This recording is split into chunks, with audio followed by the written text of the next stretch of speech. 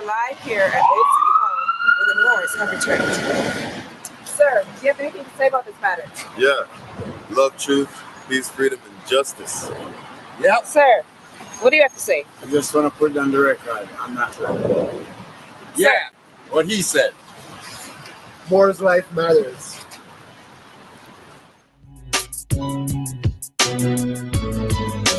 More lives matter. It seems like black lives don't matter. More lives matter. Shot in the back, running or choked out to death on the corners. Mistakes and stays for his sidearm, says the coroner.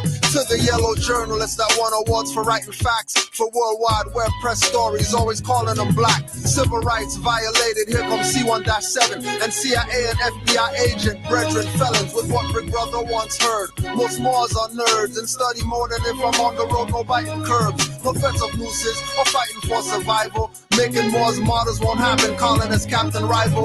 Inquisitionists, governors, and secretaries of state got stateless on their tables like ribeye steak with no care, blood dripping. They eat blacks rare. Foreigners wearing 6-point badges, pretending they're heirs to the vastness of state Muguri Balaksa. Stateless blood flow past a horse's brow, I swear it's agua. Demons thirst quench, stealing pioneers and organs. Psychiatry, death industry, the stars selling black orphans and half-closed coffins, cause legs are missing, killing stateless people, cancer won't even see remission. More lives matter, but it seems like black lives don't matter.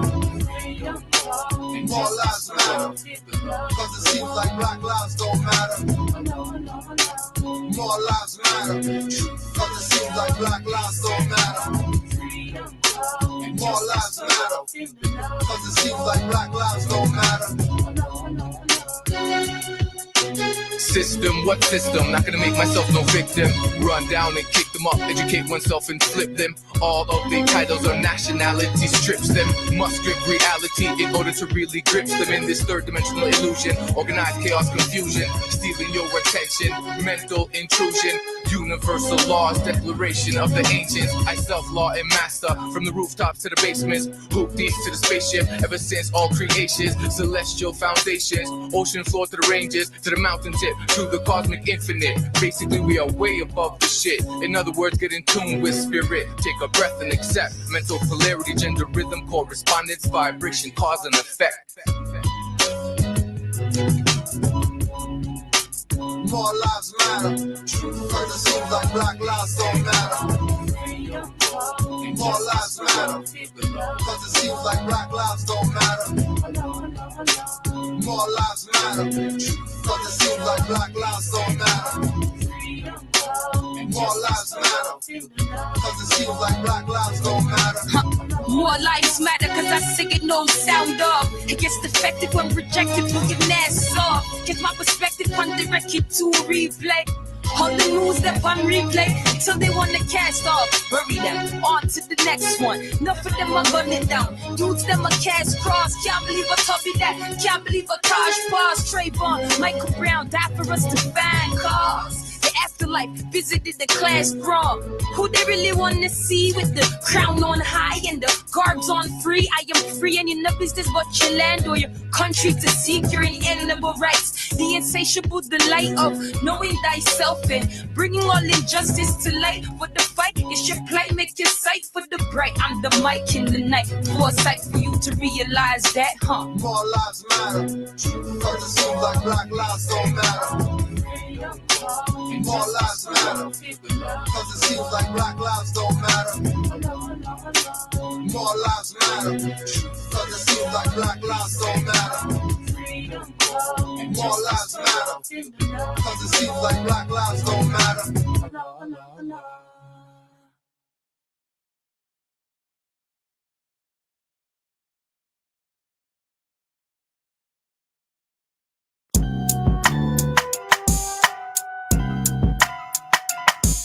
Let them know.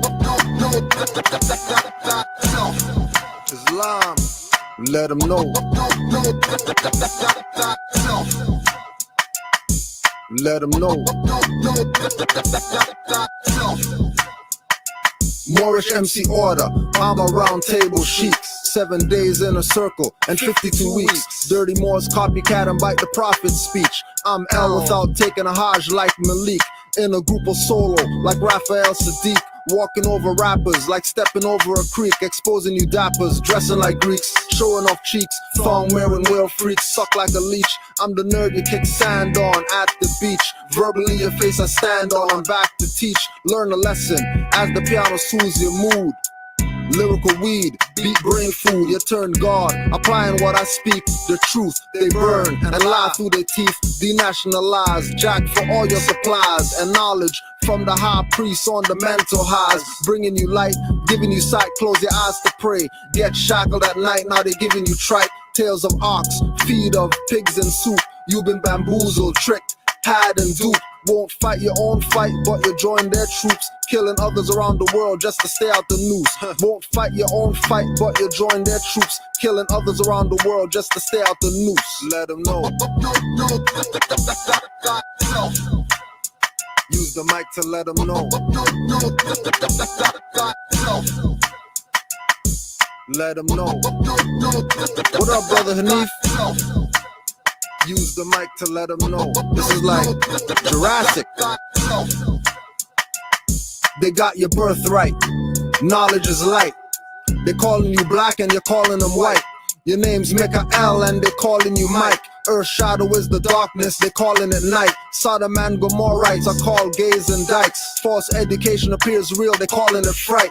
Cheek on this beat, you're calling it tight. Effects from the roach blunt, calling it heights. With a razor blade on my line, I'm cutting your kites. Rapping blood clot dummies, worry about scuffing the nights. Feminized in tight shirt, showing muscles and ice. Deals, got 'em acting like the three blind mice. Rhyming for nursery, laying clay for Andrew Dice. I'm pro, you're Joe, the beat is spike. Can't take my flow, you hope I ease it right. I keep it coming like food and ackee, peas and rice. No coleslaw, or tonic roots please, no Sprite. 5 cents for a bag, yo I don't need it alright. 65-35 fam, no need to fight. Studio time paid with knowledge, time to leave the mic. Let them know.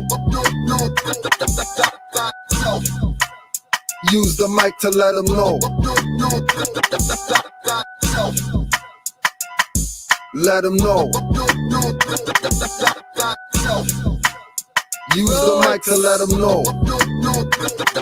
The truth about nationality and birthrights. Yo, let them agenda know. to the T, that massive. Ready for the Gideon Babylon with my shit. We give them what they want, so them want come stash it. We're ready for tech back with things and lash it. Unified is the camp, nationality your stamp. When we dealing with the land, we talk attaching this man. So who the white man, who the black man? When the law was written by the brown hand. Inspiration from a universal realm to distort the realness and take the film.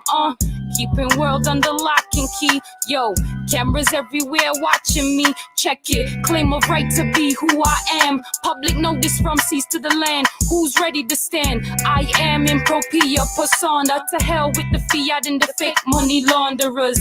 Love, truth, peace, freedom, and justice. It's time for the people to wake to injustices. Under contract, mind for combat. Natural law, enemies got to fall back. Love, truth, peace, freedom, and justice. It's time for the people to wake to injustices. Under contract, mind for combat. Natural law, enemies got to fall Let back. them know.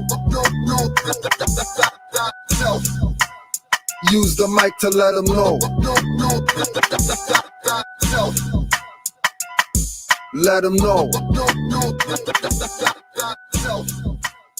Use the mic to let them know. The truth about nationality and birthright.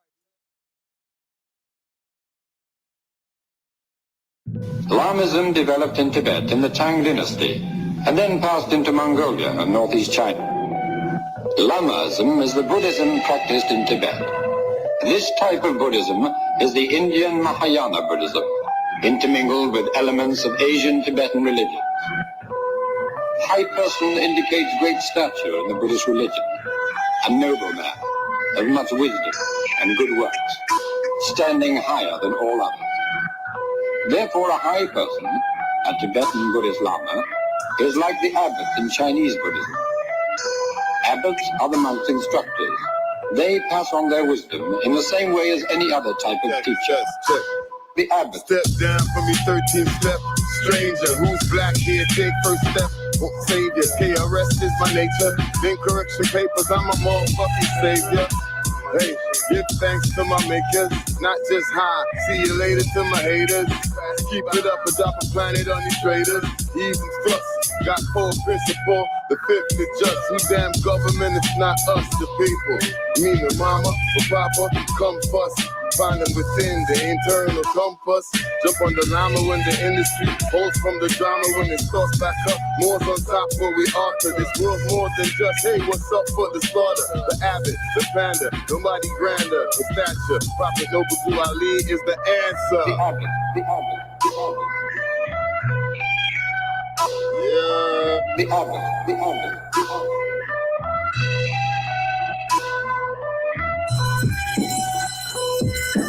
A noble man, of much wisdom,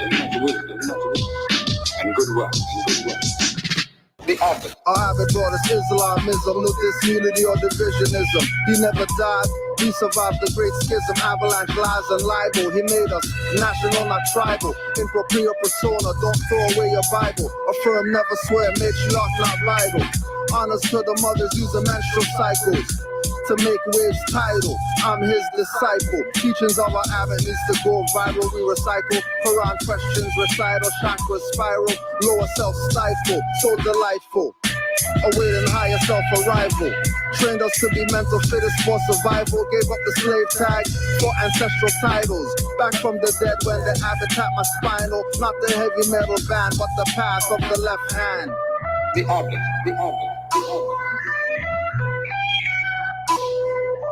The abbot, the abbot, the abbot.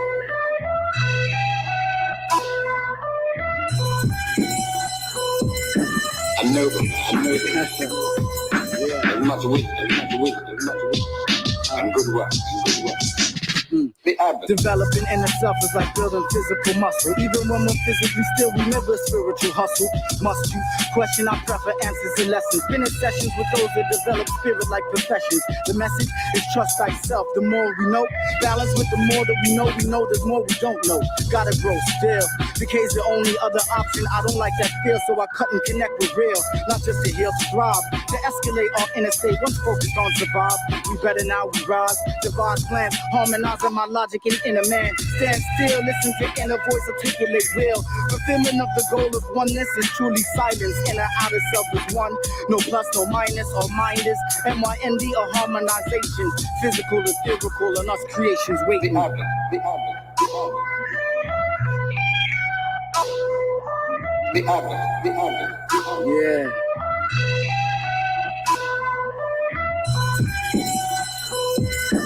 A noble man, of much wisdom, and good work, The abbot. It's a journey for whoever's worthy to learn of self and not to ossify behaviors early. It's still a controversy. Flat earth, round earth, who the first people? They try to calculate a formula to keep it equal. But I am the nemesis to all you supremacists, putting all the emphasis to crush all your benefits, distorting what was relevant, tracing back to Genesis. The proof is in the pudding, we impeach more than presidents. Still we take your precedence, uplifting humanity. Sipping on you dirty Moors, I'm standing with who's backing me. Year 1933 was a tragedy, a blessing in the same breath, removing all the chains from the brain, soul plain left, never disappear. It's essential from this plain flesh. Student always learning, this is certain. I am shameless. The abbot to the abbot, we going through the same test, same test. The abbot, the abbot, the abbot.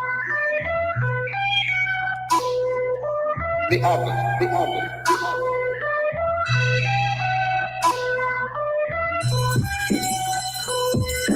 A noble man, of much wisdom, and good work, The abbot. Abbott said don't abort the mission, never waited for the first decision. Escape from this corporate fiction, sometimes high, sometimes low, face in and out, constant switching, different route, avoid the friction, watch your mouth, change addiction, status out, no jurisdiction. What we about? Most will listen, build this house, my solar system, beginning south, be in remission, got no doubt my prophet's mission, my prophet's vision. A noble man. The abbot, the abbot, the abbot, the abbot, the abbot.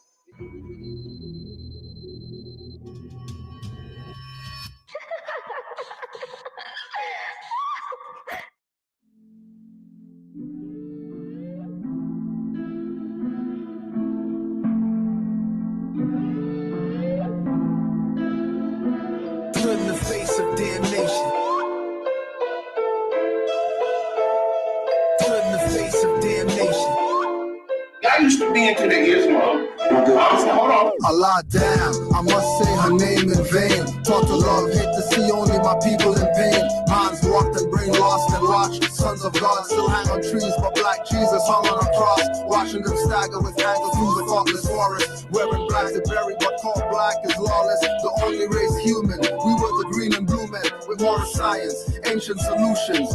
Uplift and falling, calling for the end of confusion. But damnation loves the hologram, show illusion. Trick and bamboozle, that's always and forever. Damnation needs to learn a new measure. Aggressor or intelligent tone beats them anytime, cousin. They expect the nigga antics, the yelling and cussing. Turban affairs turns heads of feds to dashboard computers. Sarge told them leave the Moors alone to crown prosecutors. Some listen, some turn to kill the who's not a more sharpshooter. Wards of the crown, civil litter, more tooth pocket looters. Lions conquered cause their pride and courage is neuter. I'm not there under the law. That's not true. Brady doesn't want to hear it in the church. I'm sorry. I used to be into the Islam. Hold on. It's crazy how the politics can't call it quits. Prepping excursions of perversion just to call they bids. Now it's snorting for the snorting all the big bass kids. They got a whole lot of wordplay to make you sick. Make you post it just to throw it in your face. Take six, it's all games cause these corporates trying to sell you tricks. And ain't no excuses for the losing boy. Tunnel vision, stardust, and it's a demonstration. The boy to make you take it. You're feeding off the damnation just so you can hate her. She can never be the reason you betrayed her. Boy, tell her all the lies just to open up her thighs and try to break her instead of open up her eyes and try to wake her. Impossible, cause all you try to do is let this paper cater to her feelings and blind her like a savior. Pretty picture you a painter, but all the bets you're trying to wager is a fee. I only give you what you can't have later. It's going back, not forward. Living for the youth, measure up the truth. Back to this constitutional foe. I'm not there under the law. That's not true. Brady doesn't want to hear it in the church. I'm sorry. I used to be into the Islam. Hold on. All aboard, all in. Hands up, all for one for all. Man up, damnation like to make excuses like their hands cuffed. Usually in the cookie jars where their hands stuck. Always pointing fingers on what we do. Why you mad at us? Lead them to the water, make them drink. Still mad as fuck. Took the pill, wasn't ready. What you think? Back on luck, resorting to your corporate ways. Think you made an honest buck. Look at all the things you say. Lets me know your life sucks. Regret choices every day. Why bother waking up? Damnation always sees the half empty of the cup. Higher self eventually fades to obscurity. Lower self raises up. Run into the church, worship him, but they're praising us. Empty out your purse, sing a hymn. In God you trust. Blood of Christ wash away your sins. So what's the fuss when you could run to us? Why you acting sus? You were agent, I still ride the back of the bus. Blood hits the pavement, politician gets his cut. Mental enslavement, static connect, breaking up. I'm not there under the law. That's not true. Brady doesn't want to hear it in the church. I'm sorry. I used to be into the Islam. Hold on.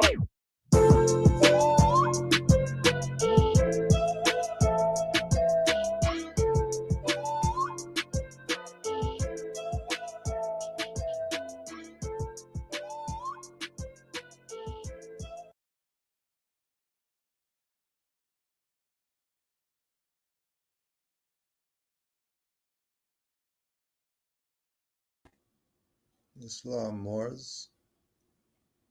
Peace and love to all the Moors worldwide.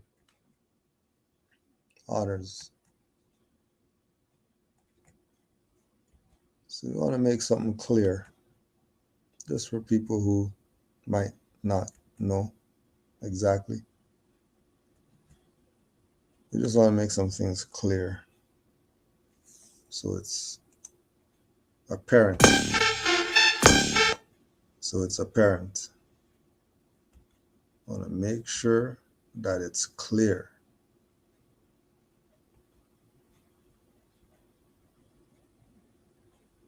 And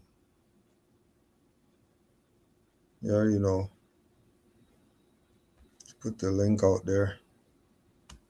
People think they got something to say or whatever. You can say your piece.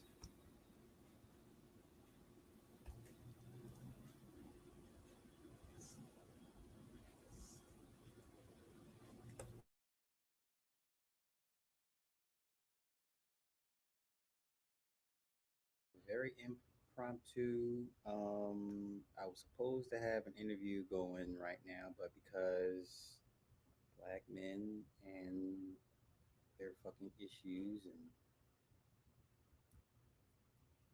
don't know how to properly disagree with people with each other. So this is gonna be a rant. Nobody, nothing personal against anybody. And this will not stay up. If it stays up, it'll be on Patreon, and I don't even know how long that's gonna be for. So bear with me. All right. So I was doing this series, right? This little series with the Moors, Masons, and all that good stuff, right? I thought it was going pretty well. Okay. I thought it was going well. You guys seem to enjoy it, but the same problems that I've mentioned before have befallen the Moorish Empire, has befallen all of the others, right? You get people in the comments, very divisive comments, very divisive reactions, very, very just no room for compromise, right? Like that last stream, there's a lot of ignorance in the comments, right? And I'm like, you know what? It is what it is, man. People, people when it comes to their doctrines, people do, you know, are easily offended and will die on that hill and will not listen to anything other outside of what they believe, which is fine. So, and once again, this is no slight to nobody, no diss to anybody, but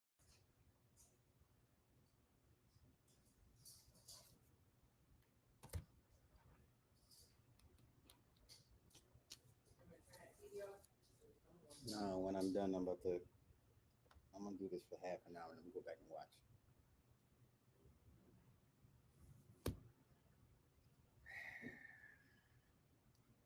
This is a very impromptu. I was supposed to have an interview going right now, but because black men and their fucking issues and don't know how to properly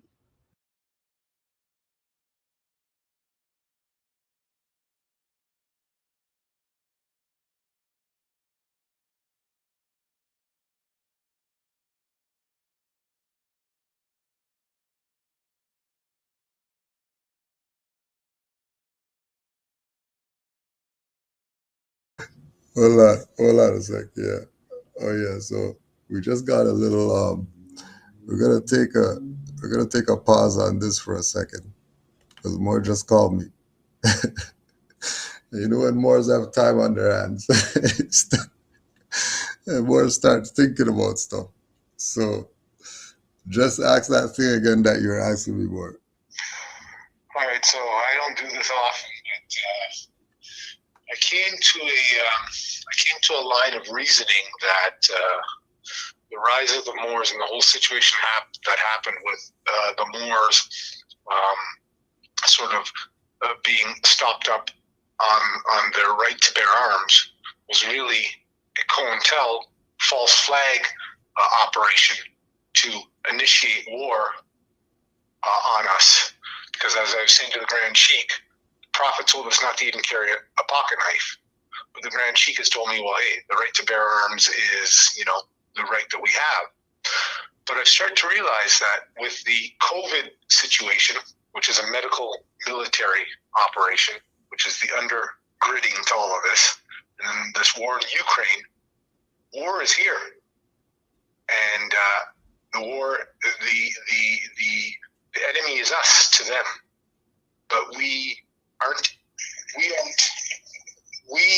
have been brought into a battle that we're not prepared for because they knew that we were preparing. Mm-hmm. Right? So those Moors that were out there training and stuff, now, in a sense, that's the God-given right for them to do that. But from my perspective, we're not beating them, in a sense, with the sword. We're beating them with the pen. But at this point, what they've done is they've brought it into the military aspect. So I was just meditating on the fact that I'm wondering whether as we know, like when we see Avengers and we see this new Doctor Strange, the multiverse, that people have seen really the rise of the Moors. The rise of the Moors is here, but it's not here as how it happened. In terms of these Moors going out to train as if that's what it is, but we're now focused on that. In a sense, not that we're so much focused on that, but that is sort of the issue of the day. But really that's been initiated to bring us into a war, into a type of a war that basically what it is that I read this book called the Born Identity. Mm. Oh, interesting. Shut him down quick fast.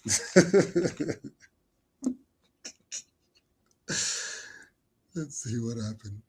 You know, we gotta get him back on. Please.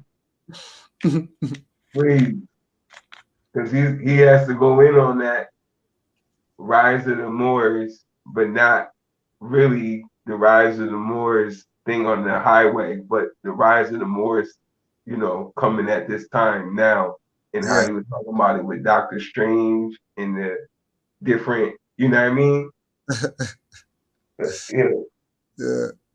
He had to go back on that. I would love for that breakdown. I was loving that. Just keep that. Just hold that thought. In the Born Identity book, I can't wait. I can't believe it went off like that. Crazy. Can't make it up. You can't make it up. So until he calls back,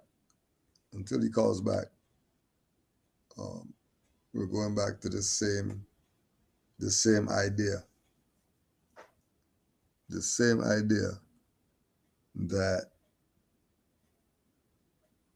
there's a rise of the Moors happening. And then the establishment has their whatever they're going to do for the rise of the Moors.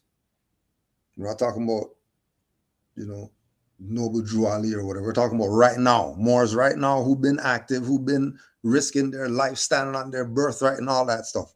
Moors who been court, beat them up. Moors who been had their car taken, still said that they're a Moor.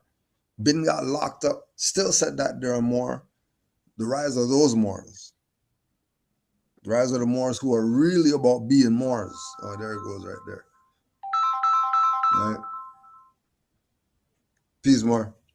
What the fuck? Where did I get cut off? I love him.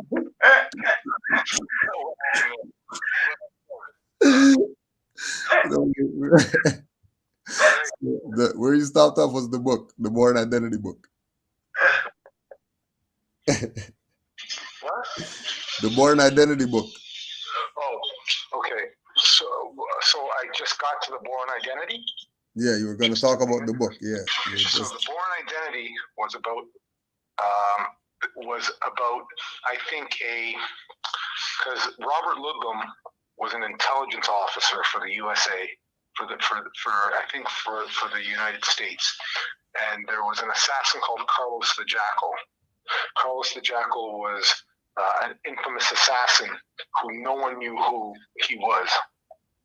So what they did was they created a sort of juxtaposition to him, which was this Jason Bourne, which is what the whole Bourne supremacy, all of those books based on came up. Yeah. But you got to read the book. The book is sick, bro. So anyways, the deal being was they created a kind of competing assassin.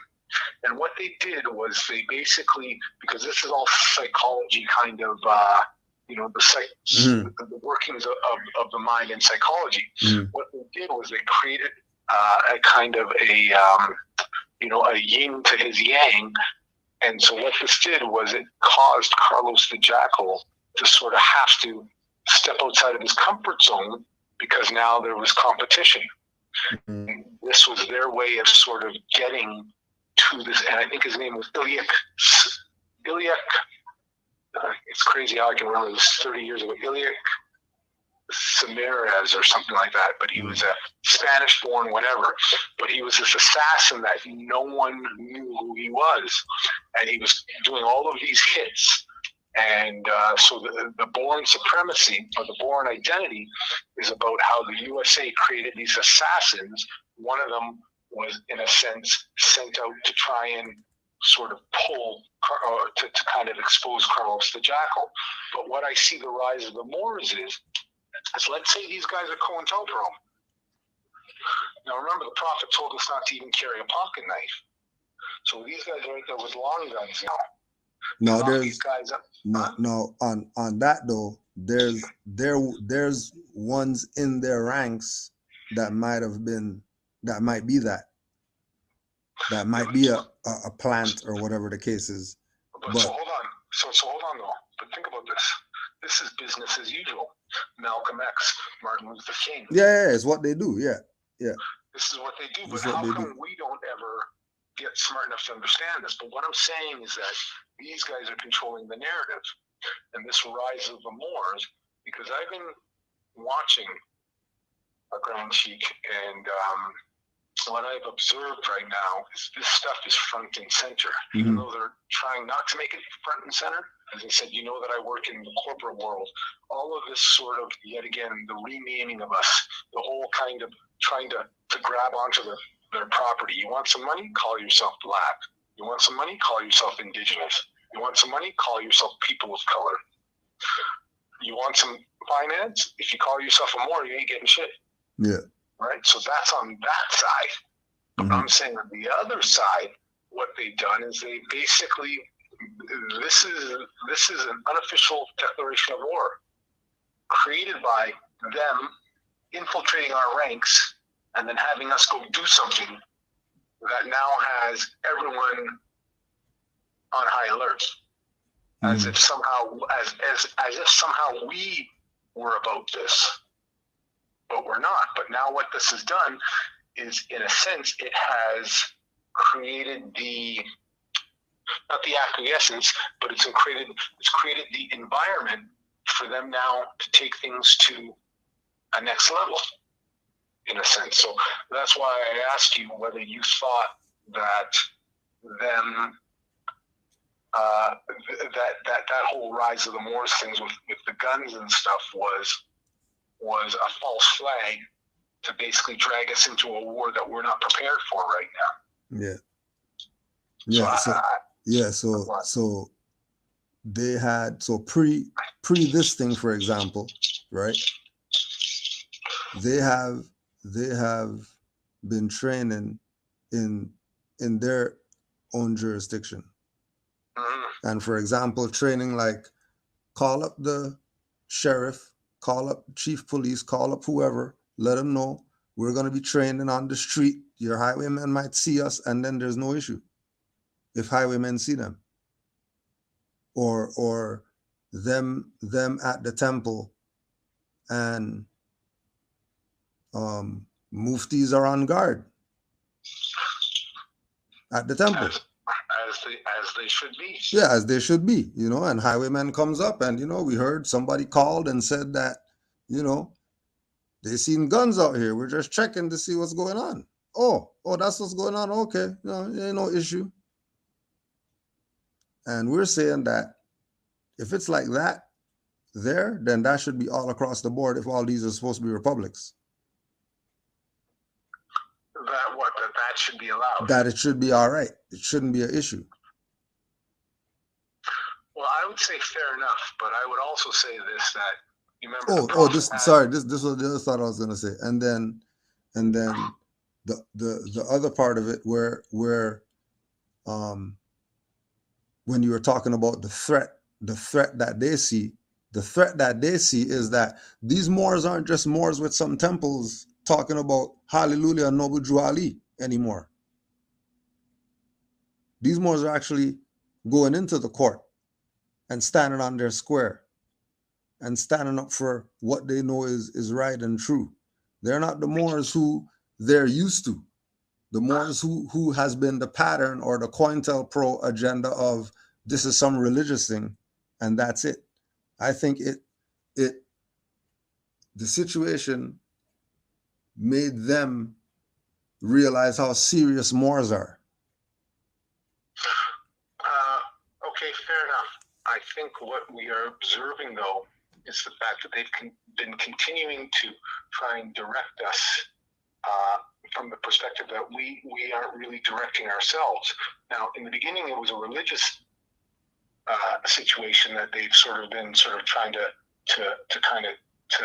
distract us with. What I think is that, and I thought about this today, and this was the thought that I had, that some dirty ass Moors, even though they're dirty, remember we call them dirty Moors, right? We don't call them niggers, we don't call them whatever, they're dirty Moors.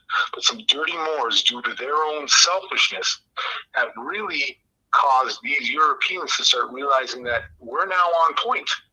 Because it ain't about some religious shit anymore. And it ain't even about some guns anymore. Yeah, it's not even that.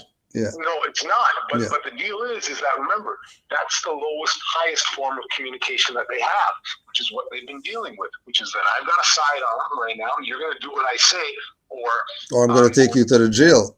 Right. But we understand this in Texas and places like this, and this is why we see all these different news reports of sheriff getting shot down on the road. Those are people with sidearms themselves standing up for their rights. Yeah.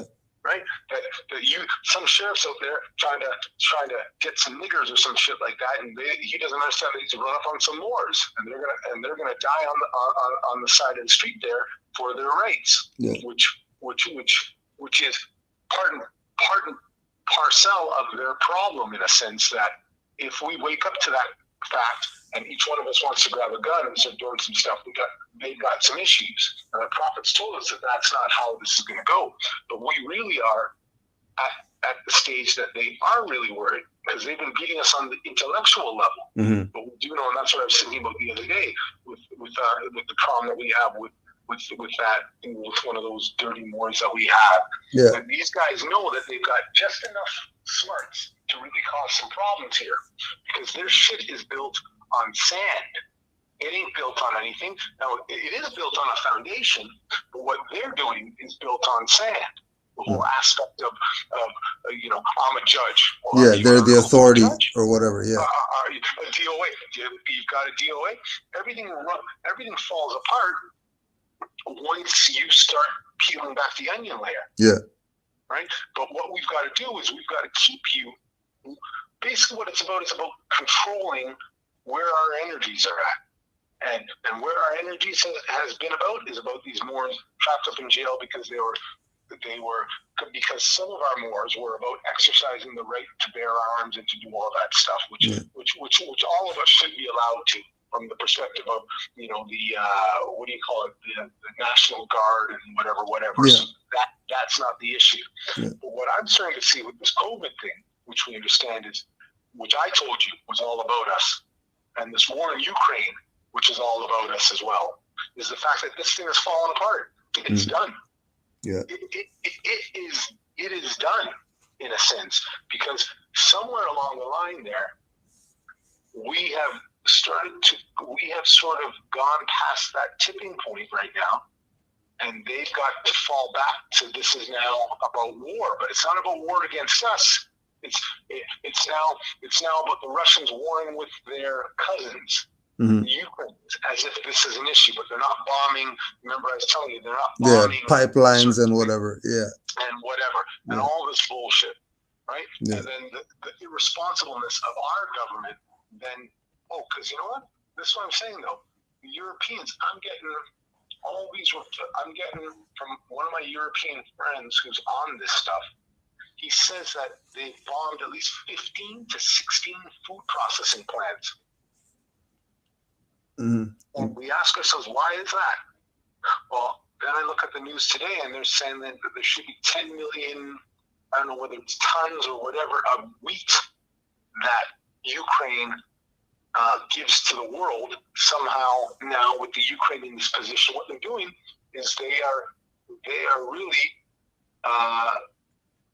inflating and sucking the very life out of us now, under the guise of a war. Yeah. Right? Oh, gas now, $6 a gallon. Why? Because there's some war halfway across the world. Yeah, Remember, I talked to you about that, right? Yeah. Oh, wheat. Hold on. Canada doesn't have Saskatchewan and that whole wheat fucking belt there. Yeah, even oil. Even oil.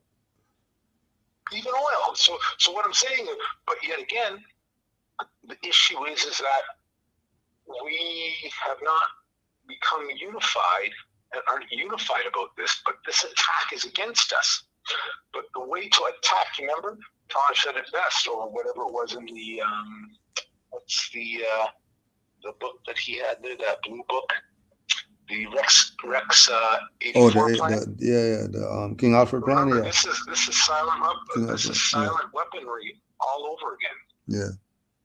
This is really what this is. So I don't know. I was just downstairs meditating in the vehicle, and I said, "Hold on, this rise of the Moor thing, this rise of the Moors thing, I think was definitely because when did that happen? Long weekend, Independence Day weekend. How long? 2020? July 20, 2021. Pretty wild that. Yeah, July 2021. So that was what, 6 months after the 2019 December when they said that this COVID thing was there, right? Yeah, 2019. Yeah. 2020 was when this thing kind of kicked off in a sense. Yeah. And then it was in that period of time. But, to me, I think to myself, the salvo that we threw out was as if we're out there ready for war. This is really civil war going on. In my estimation, because as I said, I don't know what's going on in the rest of this world, but nothing seems to make sense about this war right now either. Because as I said, if you're really about bombing these Ukraines, and as I said, then you're bombing everything. You're bombing everything, but you're not bombing everything. And then you're noticing, because I remember back in the Cold War when it was the Ruskies, that was what all that shit was about with Rambo and Red Dawn and all that shit. That was all the Russian fucking Red Commando and all that. Yeah. And all that shit. Yeah, there was no fucking war then, right? Yeah. Excuse my language. There was no war then. But now all of a sudden we're here, and Russia's looking to take back a piece of its property, and now the rest of the world wants to come in and talk about some sovereign bullshit. They can't. Yeah, they can't and all that. Yeah. So, no, I'm just realizing that this thing has kicked off. And I think what the deal is, remember, Taj, I think, said it again, that it's not about killing the movement. It might be about choking the movement. Yeah. It might be about making the movement unconscious. It might also be, well, the movement, in a sense, has been unconscious. Yeah. From the perspective that we know that this is what it's about, but we haven't unified yet. But the fact that we're not conscious enough to see the stuff coming against us is why they're able to do this. Because we're now all caught up as if these guys, remember I told you this, what are you traveling around with these guns for? The Prophet told us not to have it. Then you made me understand that this is what should be able to do. But that was all of them allowing the environment to come up so that they could then say, okay, look, we got some crazy Moors out here with some long guns. No, but that would be more so if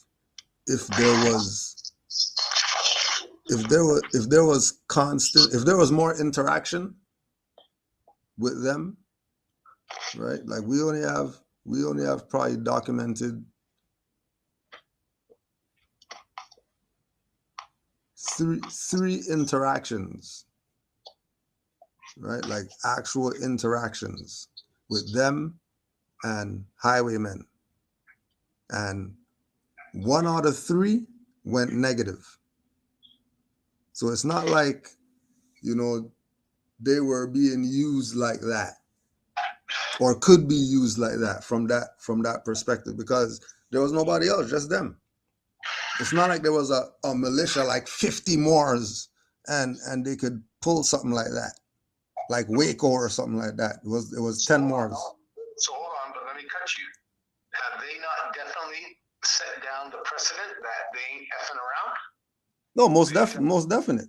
I mean, but Europeans also did that too, and nobody said anything to them. What do you mean? Like Europeans have militias. Yeah, well, No, nobody questions them. Why do they have a militia?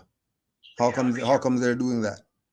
Yeah, but the Europeans right now are the ones sort of, in a sense, holding the reins right now. Right. So if they're gonna give a pass to them, then they got to give a pass to everybody. That's just what it is. If they're not going to, then that shows that these people are probably criminal. Well, but we know that. Yeah, exactly. So there's no way that it's on the Moors if they're criminal. That's just like a Moor gets a ticket and then we're talking, well, you shouldn't have turned at the light and you shouldn't have whatever, when these people shouldn't have a Department of Motor Vehicles or Ministry of Transportation. Fair enough, but my position is on this one, that I think that they talk about measuring twice and cutting once. From the perspective that I agree with you, nothing that they're doing is correct, but I think that we've got to be more correct than even them from the perspective of not getting into these games. It's like, you remember, I think I told you. Yeah, there's a straight and narrow. Like one, just like you said in Yoshida's book, one step off the path and you're way off. Right. So we have to be super tight when we do whatever. Yeah. So ultimately, we dropped the ball a bit there. Yeah. So this is what I was going to try and say to you. We talked about this before. Every one of these temples has been infiltrated, including ours. Yep. To a certain degree. Yeah. And that we should be watching, because I'm watching certain movements within our temple, and I'm watching how these people are thinking 2 or 3 steps ahead of us. Because, well, first of all, we ain't even got anything to be thinking anything ahead. But they can see where we're going. Yeah, the direction that it's going in. And the direction's up. So it's time to start muddying the water and messing some shit up. Yeah. Hold on. You got some Moors right now that are out there doing some military training? Well, we better shut this shit down right away. We better let these people know this is a lesson to anyone else. Yeah, that's gonna try that. This is what could happen. Yeah. You're gonna be sitting in jail for a year. Yeah. So as I said, just like we know about some of our boys in there talking about our right to travel thing, they punch the window in and drag you out the window. Yeah. Well, if you want to spend the weekend in jail and you want to punch your window, then go ahead. But what do we tell these people? Don't battle like this. We're being dragged into their stuff. So as I said, I respect the rise of these Moors, the rise of the Moors, these individuals.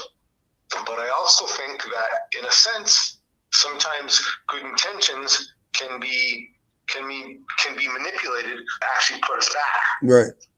And I'm not saying that there's anything to be put back again. But remember, we're at their card deck. We're at their card game, trying to their table. Trying to get some fairness on some stuff, and then we're talking about how they should have the right to do this and the right to do that. I get it, but at the end of the day, this has always been what they've been about, and standing up to that stuff. As I said, because you and I talked about this too. This can't be about this plane right here. This really isn't about that. This is our training ground. But I also think that what the aspect of this is about waking up our soldiers, but not waking up our soldiers to go take up guns. It's waking up our soldiers to take up our spiritual sword. Mm-hmm. And yet we're still caught up looking for fiat, in a sense. And that to me is where I think that we have to continue to remain very focused on this stuff, because divine before national. Well, remember, there's a divine truth, and then there's a truth. Yeah. There's a divine, and then there's a national. So to me, it was also said in the administrative handbook that we have to understand what the difference is, in a sense, from divine and the divine truth and the truth. So as I said, I'm just feeling that we're in a war. Well, we've always been in a war, or we've always been under some kind of sanctions. But as we've started to wake up and get our affairs in order, we kind of, it's like, you remember, it's like, it's even with us and our right to travel stuff. You know what I mean? It's not about kind of that in a way, because what I realize right now is that there is going out to go pick your mom up on an afternoon, and either going to pick her up and coming home, or they're going to pick your mom up and spending 4 hours talking with some crook on the side of a road on some bullshit because you're exercising your right to travel because you didn't pay some tickets. And you figure now, because I'm a Moor, that I shouldn't have to pay these fucking tickets, which you're absolutely right about. But it doesn't change the aspect of the fact that these guys are a bunch of criminals out there, and that we're being misdirected from the prospect of trying to exercise our rights, when really what we have to do is exercise we should be exercising our divine rights opposed to our rights. Well, not only that, we should also be exercising our commitment to ourselves and our community. And once that happens, then it's over for them.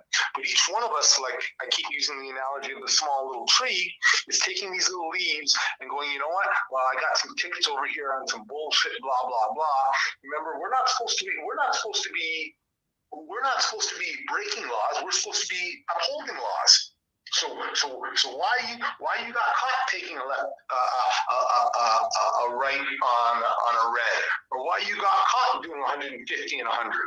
Now I get it. No one's supposed to tell you, but that's where I see that in a divine way, we are violating. We're violating ourselves. We're violating, because remember, these stewards who are looking after the shit that we left.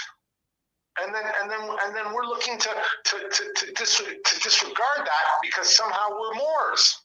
But really, that's why on the level that they're still in power, because they're just following our shit, and we're not following our own shit.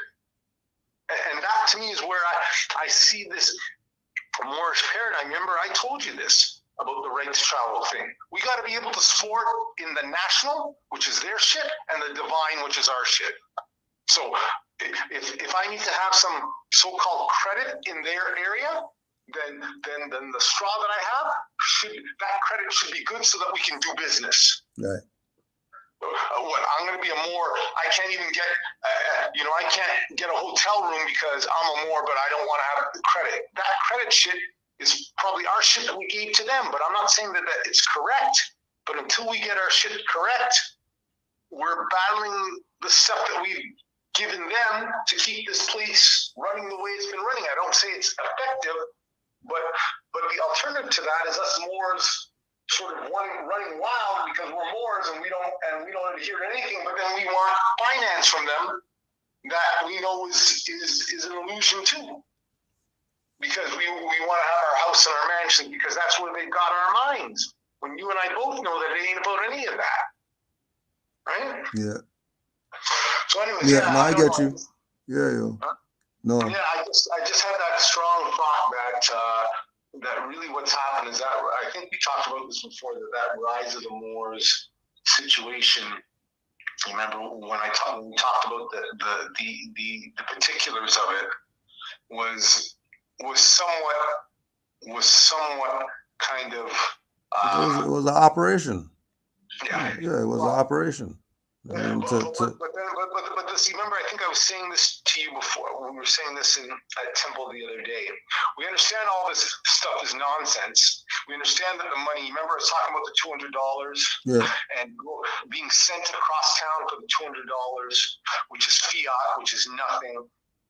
But my energy to go across town to pick that thing up was the energy, because I'm going to do that for those 8 of those 10 bills that are on the table. I'm going to come back, and you told me that I went and did that for nothing. But then I took those 10 bills, and then I went and got 2 jackfruit plates, and then I went and got some gas, which was something for nothing. Yeah, again, which was something for nothing again. Absolutely, something for nothing again. Yeah. Which is what they've been running on. And then what I was telling you, that the real resource, which Taj has said, is us. Which is what we've been trying to, and that's why the prophet said, and I need finance and I need it badly. What he wasn't saying was he actually needed physical finance. He was saying he needed our spiritual finance. And what we've realized is the manifestation of us in the physical is we can't even get guys to put $25 into this on a level in a month. But yet they'll be buying their $500, $300 Jordans, or they'll be buying their spliff or whatever. But to give to the thing that they need to give, because it doesn't have a physical value. Yeah. People won't do that. But that's what he meant by giving finance. I need finance and I need it badly, which is what he was saying was he needed commitment. Which is unfortunately, because we've been so decimated and separated from our culture.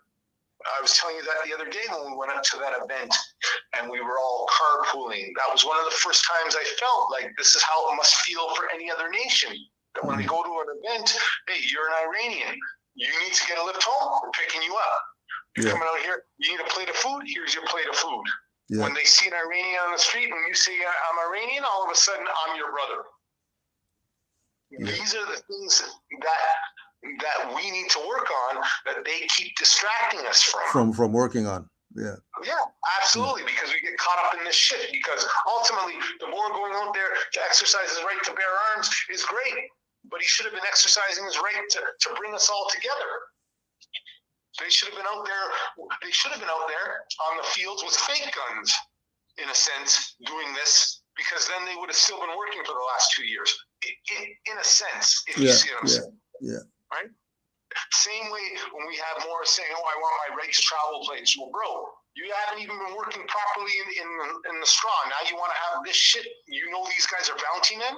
The next thing you know, they're going to be taking your conveyance, and you're going to be talking to us about some shit. Right. And again, because I know that you're not on the thing, so you're not seeing the chat, but just so that Moors know that you're a Moor who exercises rights. You're not talking from a perspective that people shouldn't be exercising whatever right. You're talking about the how we move while exercising the rights. Not just exercising the right because we got it, but exercising the right in a way that is beneficial to everybody. Because now, let me clarify this. Yeah. You know this. You know I have my corporate stuff, i.e. their stuff, and then I have my embassy stuff. Yeah. And you know this, when I'm in my embassy. When we're in the embassy role, this is war. I'm in enemy territory, and we're racing around, exercising our rights. But ultimately, we know that these guys, we've now got an X on our back, right? When I want to chill and feel like, okay, I can just travel and not have to watch my back, then I step into the corporate world and I paid off my little whatever, and I've done my little tithing, and I should be all right. Right? So but what I told you, what I've evolved to now, is that we've got to be able to sport in the manifest and hidden destiny. The manifest and hidden dimensions, which is what Moriah Yoshida said. You've got to be able to sport in that. So you've got to be able to, hey, how's this? You go get your credit and you go buy yourself your $1 million mansion, in a sense. And then you tell them to go F off from the perspective that we know that credit's nothing. But if you think you're going to go step into a mansion and say that this mansion's mine because I'm a Moor, well, you're probably going to have some rise of the Moor shit going on. Right. In a sense. Yeah. So what I've realized is that for us, this is where I say, and I think you realize that it took me a decade to realize that it's not about breaking them or what's the word? It's not about breaking them or disregarding what they have, because they have what is ours, and that they are watching for us while we are because of the stuff that they've done to us, we're having issues because they're always trying to extract shit from us. That's why we have our issues with the right to travel. That's what Taj talks about. Hey, the only thing I've got to do is sit by the side of the road and make sure every time I see some melanated guy, F him up with his conveyance, and then he's not going to be able to feed his family. Right? That's what Taj said. So, but at the end of the day, what it should be is, hey, holy shit, this guy's paid his shit. This guy's got his shit up to point. And then we've actually surpassed them. From the perspective of them not having anything on you. They can't. Yeah. And that's what happens, unfortunately, to the Moors that we see the LeBrons and the rest of these guys who all of a sudden get that pass because then they become, the honorary European from the perspective that they're actually making some people some finance, so we're giving him the keys to the city. But ultimately, he's now manifesting how all of us should be manifesting, which is that from the perspective of that we should, a beggar nation can never attain its highest level of spirituality. Right? So we are always, in a sense, because of the way that they've created this, we're always looking to try and get to some status quo, but the status quo is really within ourselves. Right? From the perspective that we've got to come together and unify, and it's over. But the problem is that we are so fragmented, and that we haven't created a unified sort of field theory as to what this is, that they're able to direct us because we've got 1,000 different points of light heading off in these directions, and they know which ones are important, they know which ones aren't. And definitely your right to travel is one that we better be on, because you know this, that if we all had the right to travel, it'd be over. Right. If we had the right to travel, this thing would be over. I'd say that tomorrow. That we know this, Todd has said this, that very thing alone has been the thing that drives their economy. The right to bear arms, yeah, that's something that we need. But really only from the perspective of being in wartime. Right? What do we need guns for if we're not in war? Like you mean like if we're not literally going out there shooting people if we're not going out, like for the freedom, Guard, yeah. The National Guard is there to kind of protect in case some guys come down to mess you up. But remember, the Constitution said that too. That really we're only supposed to be at wartime in certain aspects. Same with the Supreme Court. These things were set up as end of the line administrative policy, being at war, having the Supreme Court. Otherwise, you're going to have your little tribunals. Otherwise, you're going to have your National Guard, and life should be going on as usual. But they've kept us in a wartime place that allows them to do all these things. And you've talked to me about this. We are at war. So it's War Measures Act. That's what's going on. That's how they've been running this. Whenever anything starts to relax, they've got another war going on. That's how these Europeans have been keeping a hold of our seat of power, by at all times, from my perspective, being at war. Right? So now they're the stewards for us because we are at war, and obviously there's going to be certain segments of how we live that are going to abrogate the natural positions of people being able to do certain things, exercise certain things based on it being war. Back in the day, that used to be the draft. That used to be whatever. But now we're getting to that point where we may be rationing food. You go get a loaf of bread, that might be $15. Yeah. On some bullshit. But that's, again, to suck the very energy out of that. But remember, the energy and the money is all an illusion, because that $15 means nothing. But how much work are you going to have to do to get that loaf of bread? Back in the day, that used to be 1 minute of an hour to get a loaf of bread. Now it's going to be your whole hour to get a loaf of bread. 24 hours. Whether you do it, whether you do it for somebody, or even if you do it for yourself. absolutely. So, Because anyways, yeah, that's but where yeah, it all more. started. Yeah, no, go ahead.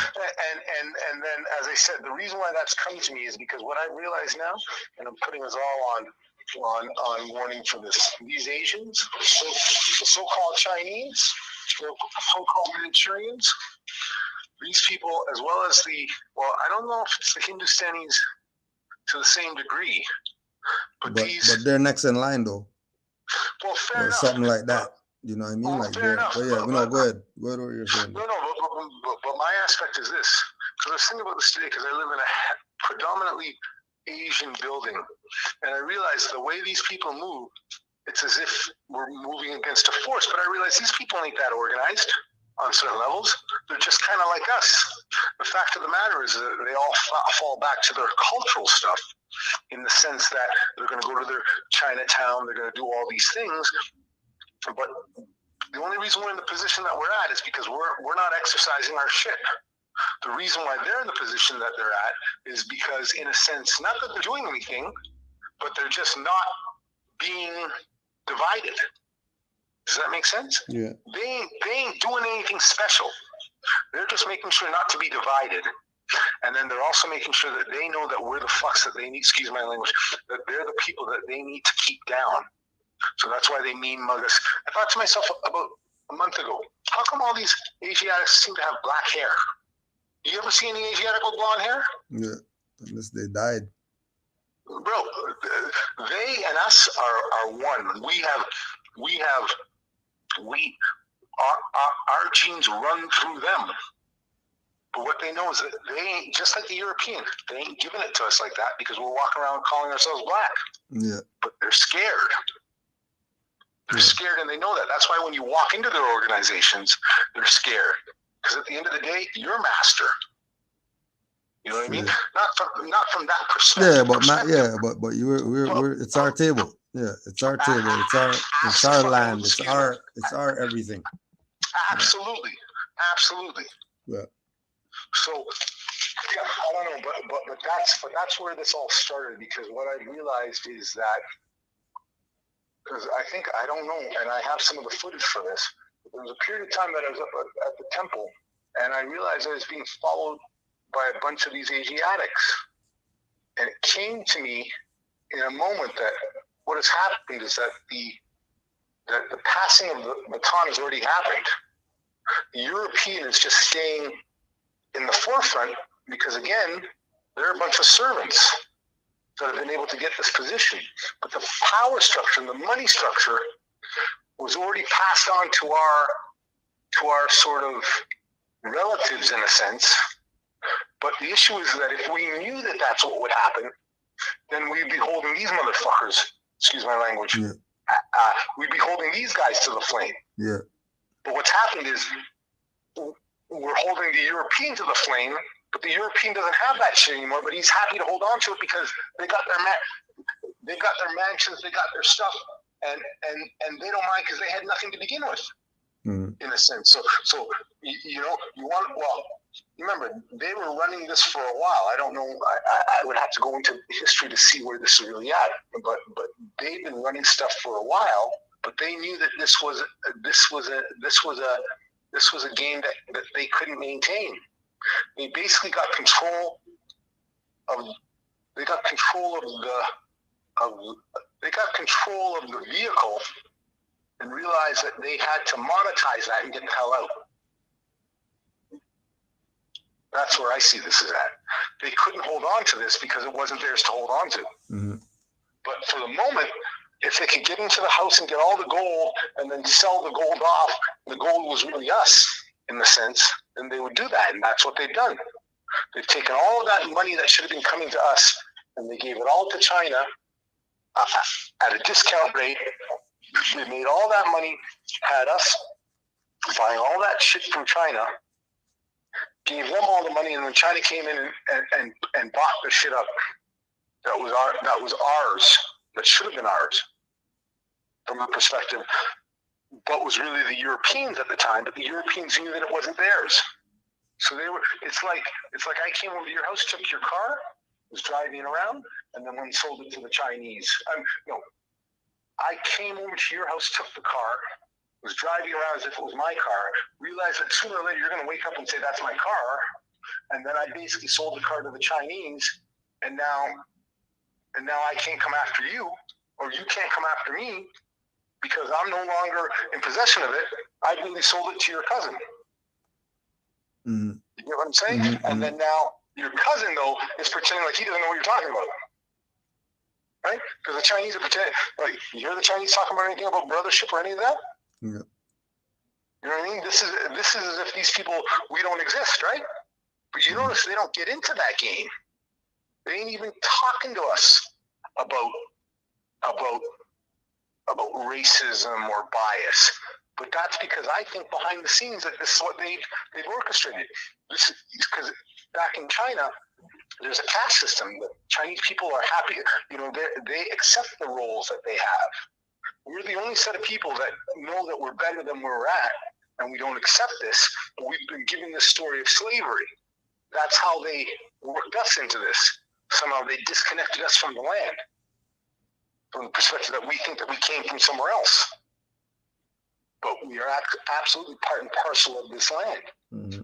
But they have, what have they done? They have given us a story that worked on the sorcery of it, worked on us from a magic perspective of us thinking, of us disconnecting from our culture. Because if we ever got back to our culture and realized that every one of us melanated people, including the Asiatics, were part of this, it would be over. But even the Asiatics, and we talk about this as the Hindustanis and the Chinese or the Manchurians, they don't give us any of that. They don't really rate us as if we are connected to them like that. Well, again, but going back to the thing that you were saying, because everybody else is down for unity, and we're the only ones that separated. Everybody else is down with nationality, but our side doesn't want to be Moors. We want to be Moors and Hebrews, and we want to be scattered. Yeah. You know? Yeah. No. Because it goes with, you know, if we're speaking with regard to other nationals, right? Mm-hmm. And then when we start talking about us, we know that we're all Moors, but all our people don't see it like that. Well, you're gonna have black guys looking to kill you when you tell them that they're right. But you're not gonna find yellow guys trying to kill Chinese, telling them that they're yellow. Absolutely. Or you're not gonna have Hindustanis talking about they're Indian. They already know they're Hindustanis. Absolutely.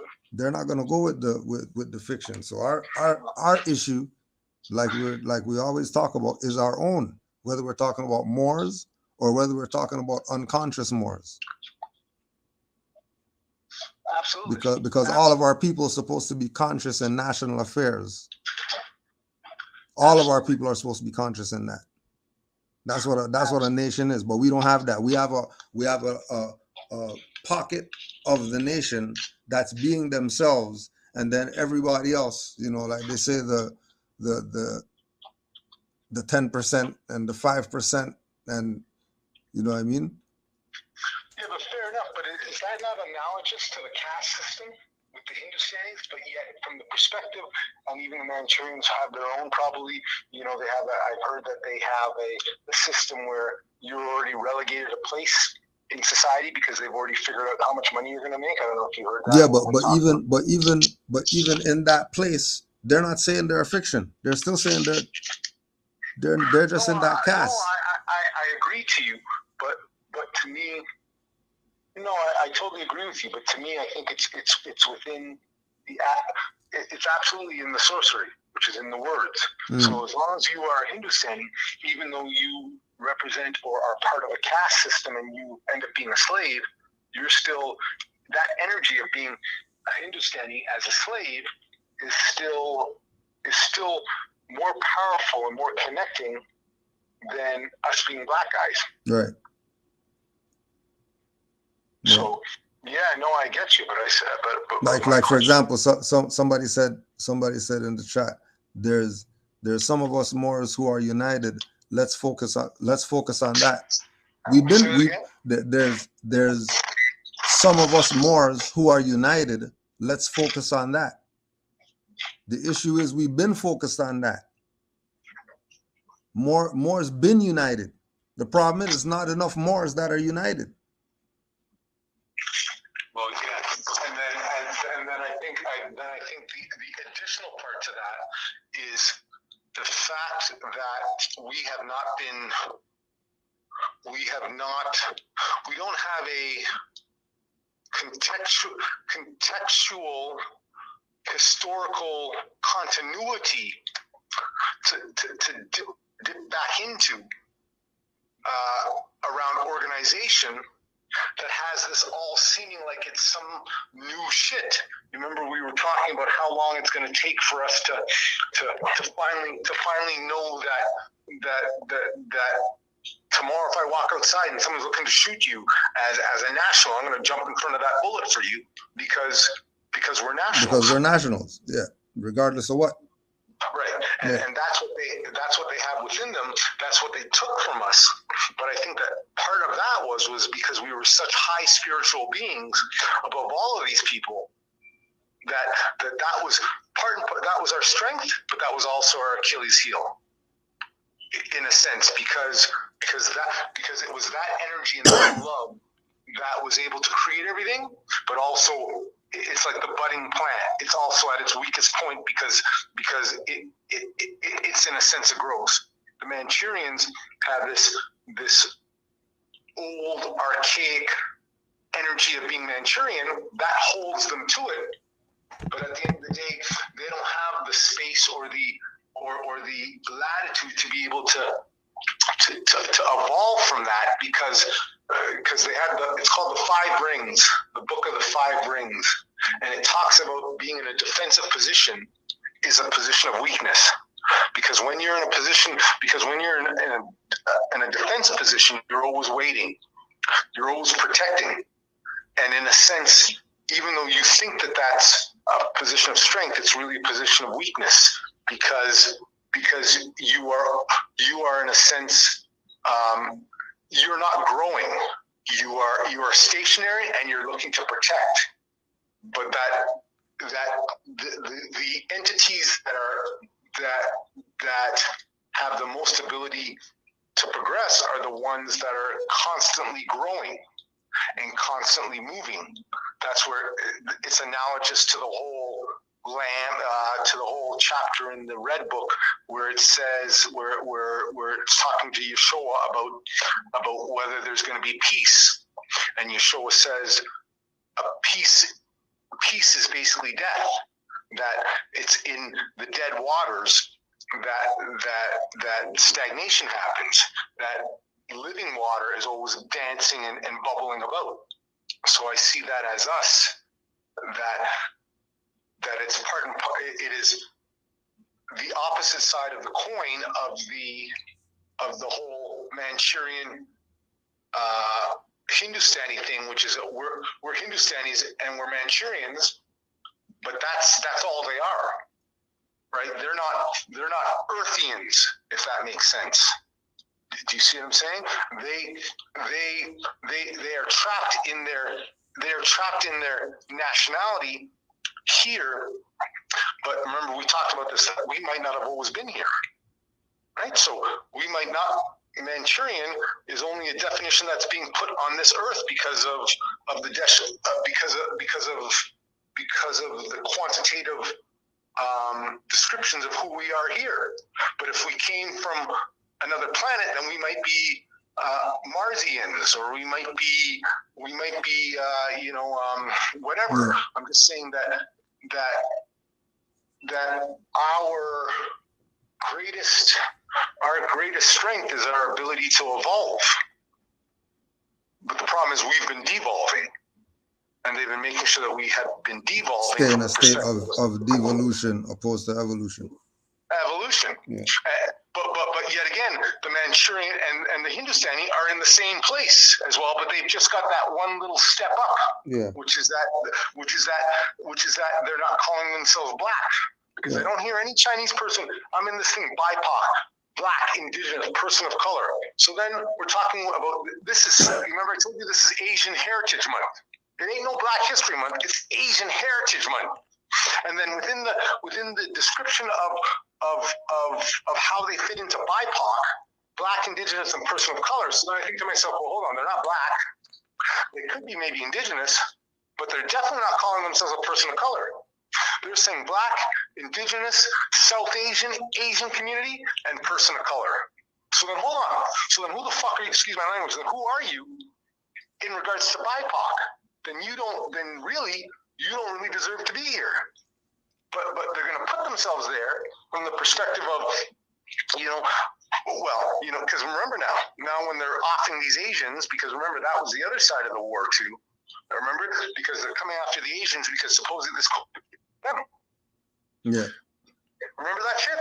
Offing Asians, even my empress is, people are looking at me, cussing Asians out, all this shit. That's all propaganda bullshit. Yeah. We know this. That shit didn't come from some fucking wet market in China. This was all that war. But you notice, they ain't playing that game really with the Asians. You might have had a few of them with some messed up shit, but that shit's pretty much dead now. You know that, right? Yeah.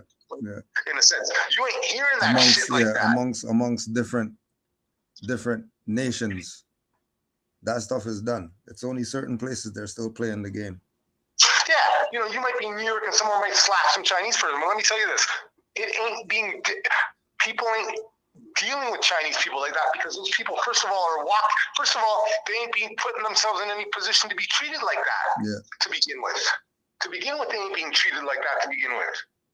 And then secondly, that shit's not going to be tolerated, because I'm sure they're going to have some of their boys roll on some people. Yeah. That's the other part.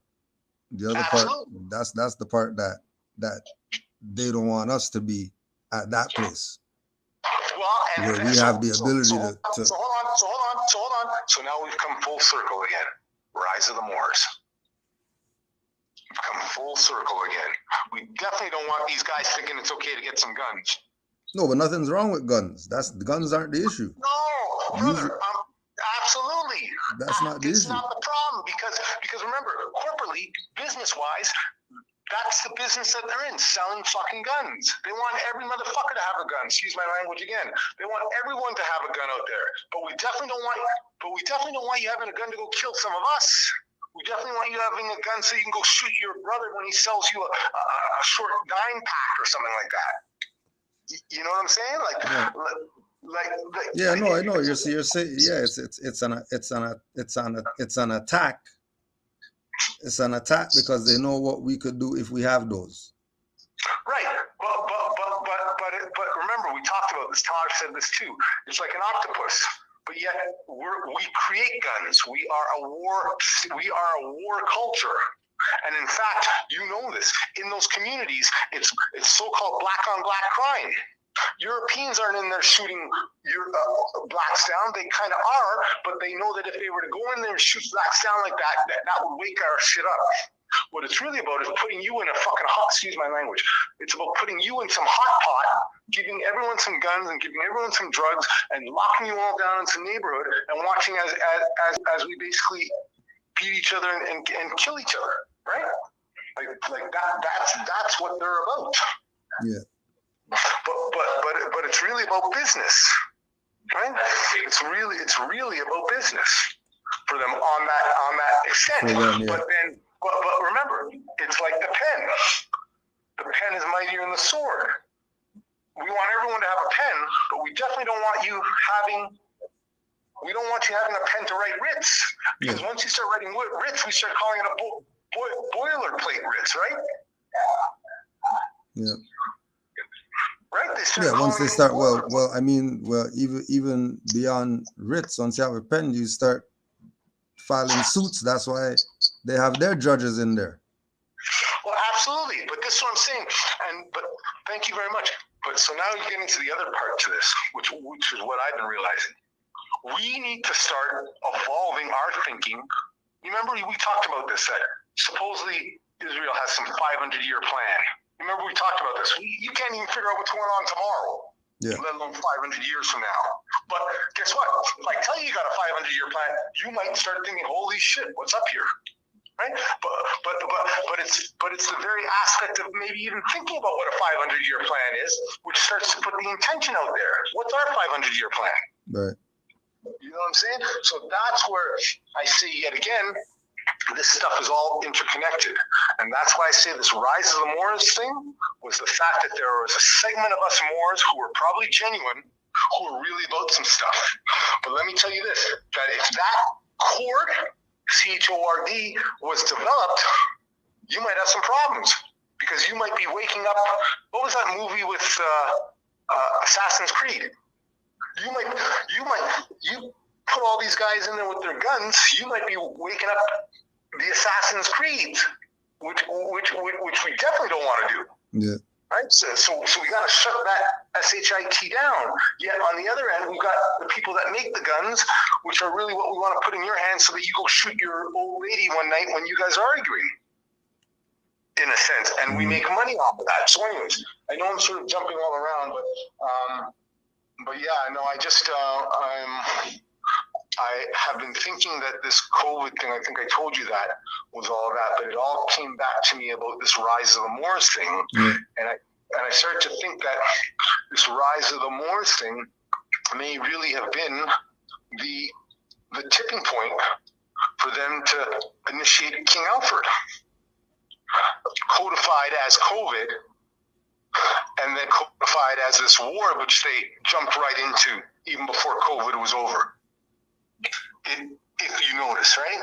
All of a sudden, Russia's into Ukraine, right? But no one's really, so no one's talking about Russia or what Russia's about.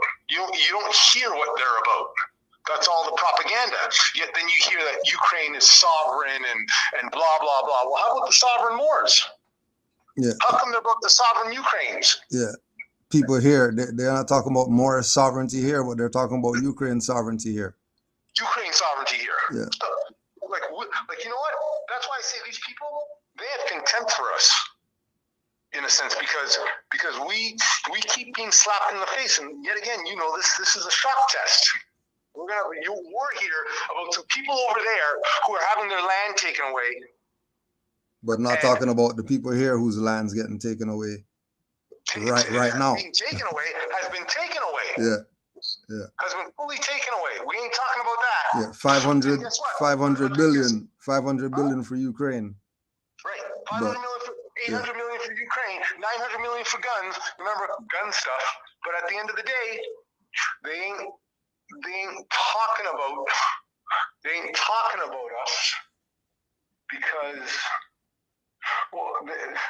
about us because they know that we're scattered.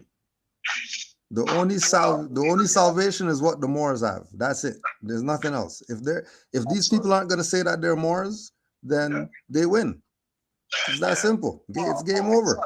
Sorry, you know what I mean? You got me back on point now. It's game over. No. Now you got me back on point, and this is where it's all connected. Now what they realize, and this is why I say it's the not the minutia. It's the multifaceted aspect of this. Now you notice they're pushing some black shit, right? You want some money? You're black, right? You want some money? You're Indian, right? So what they're doing is they're now getting us again, these same impoverished people who finally now have come home to knowing that they're Moors. Now we're going to give you the extra insult by telling you we ain't giving you shit, but if you want to be black, we got some money for you. If you want to be indigenous, we got some money for you. You want to be people of color, we got something for you. You want to be African, we got something for you. Oh, you want to be... I got to tell you this. So remember, I was telling you this. I belong to the organization Aboriginal Workers and Workers of Color. I was mad because I don't know who these workers of color are. But I knew that this Aboriginal thing was the answer to it. Remember at Cujo, I think I told you this. Remember that I went up to the conference and I was yelling at these guys, but obviously they had their little COINTEL guys that did not want to be called Aboriginal. They wanted to be called workers of color. Yeah. So now you want to be called a worker of color, which is something that doesn't really exist. But really, this is because you are a COINTEL operative. But now, because they realize that the energy of Aboriginal is some shit that's going to get some shit done, all of a sudden now we're talking about BIPOC. So how come it's black first, and then it's Indigenous, and then it's people of color? You know what I'm saying? I thought to myself, these people, they're working, you got to respect them at least for the attempts that they make to make sure that we're messed up. Yeah, no, but not even the attempts. The plan has been in full effect against us. The actual implementation of it's been implemented. Our people are fucked. It's implemented. Absolutely. It's not some stuff they're working on. They you know what I mean? Yeah, go ahead. I wrote a scathing email because they have this little pissant, what do you call it, COINTEL lady. Well, I can't even tell what she is. I got to find out, what are you? A person of color? But you ain't black, or are you Indigenous? Whichever one those are. But what she tells me, I said, you see, I said, this is the nonsense here. We're spending time yet again trying to figure out what we're going to call ourselves rather than dealing with the issue. Oh, well, you know, but at least we're unified under one name. Well, who's picked that this is the name to be? Well, the regional committee decided that BIPOC was what it's going to be. Who's the regional committee? Because remember, I told you this, that if I step into a room and you start talking about black people, I want you to make sure that I'm not black. Don't be calling me black. And in fact, if you're calling other people black, I'm going to let you know that you shouldn't be calling them black. Because you look brown, first of all. You ain't black, so why are you calling black? Well, that's what we wanted to be called. Who said that that's what we wanted to be called? You know what I'm saying? So what I realize is that this stuff is deep, and we need to get organized, and we need to start thinking 3 or 4 steps down the line the way these people are. Because this COVID thing, 10 or 12, 10 or 12 steps. fair enough, but how's this? Let's just start with 2 steps. Yeah. You know what I mean? You know how this is, right? Yeah. Let's just start with 2 steps ahead, because we keep being reactionary to this. You know, and as I said, I know this, and you know this too. It's the Akashic Records. Something happened with this Rise of the Moors thing. This was pure energy from good Moors who wanted to do some shit. But remember this. You remember this time when we were in the temple, when we had that unawakened Moor come in and start talking about guns? Do you remember that? Do you remember that guy who came in? He's an army boy. Yeah. Well, what do you guys think about guns, and what about having a license and stuff like that? You remember? And I kind of played along with him. I said, well, of course we should have a license. Remember that shut them all down, and we never saw him again. Yeah. I don't know if you remember that, right? Yeah. But that was them. That was them doing their little COINTEL shit. If we got some guys up there that ain't about being certified, ain't about whatever, which is about the European having control, then we're going to be watching you. And this is what happened with these Moors over there too, unfortunately, in an aspect, because they didn't understand how, because this is, I think I talked to you about this. I was talking with a European friend, and he was telling me about how he had been at a party, because I was talking to him about racism, all this stuff. And I was telling him about how it was organized. And he was telling me that he was at one of these parties up north, because this is where these Europeans hang out, in a sense.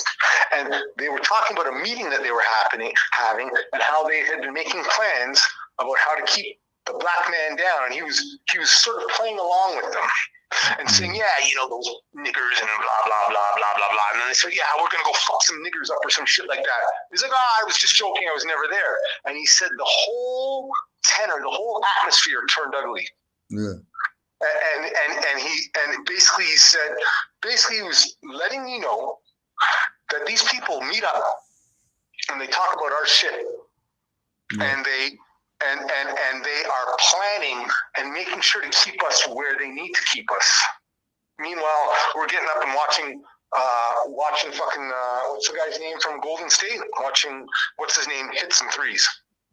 Yeah.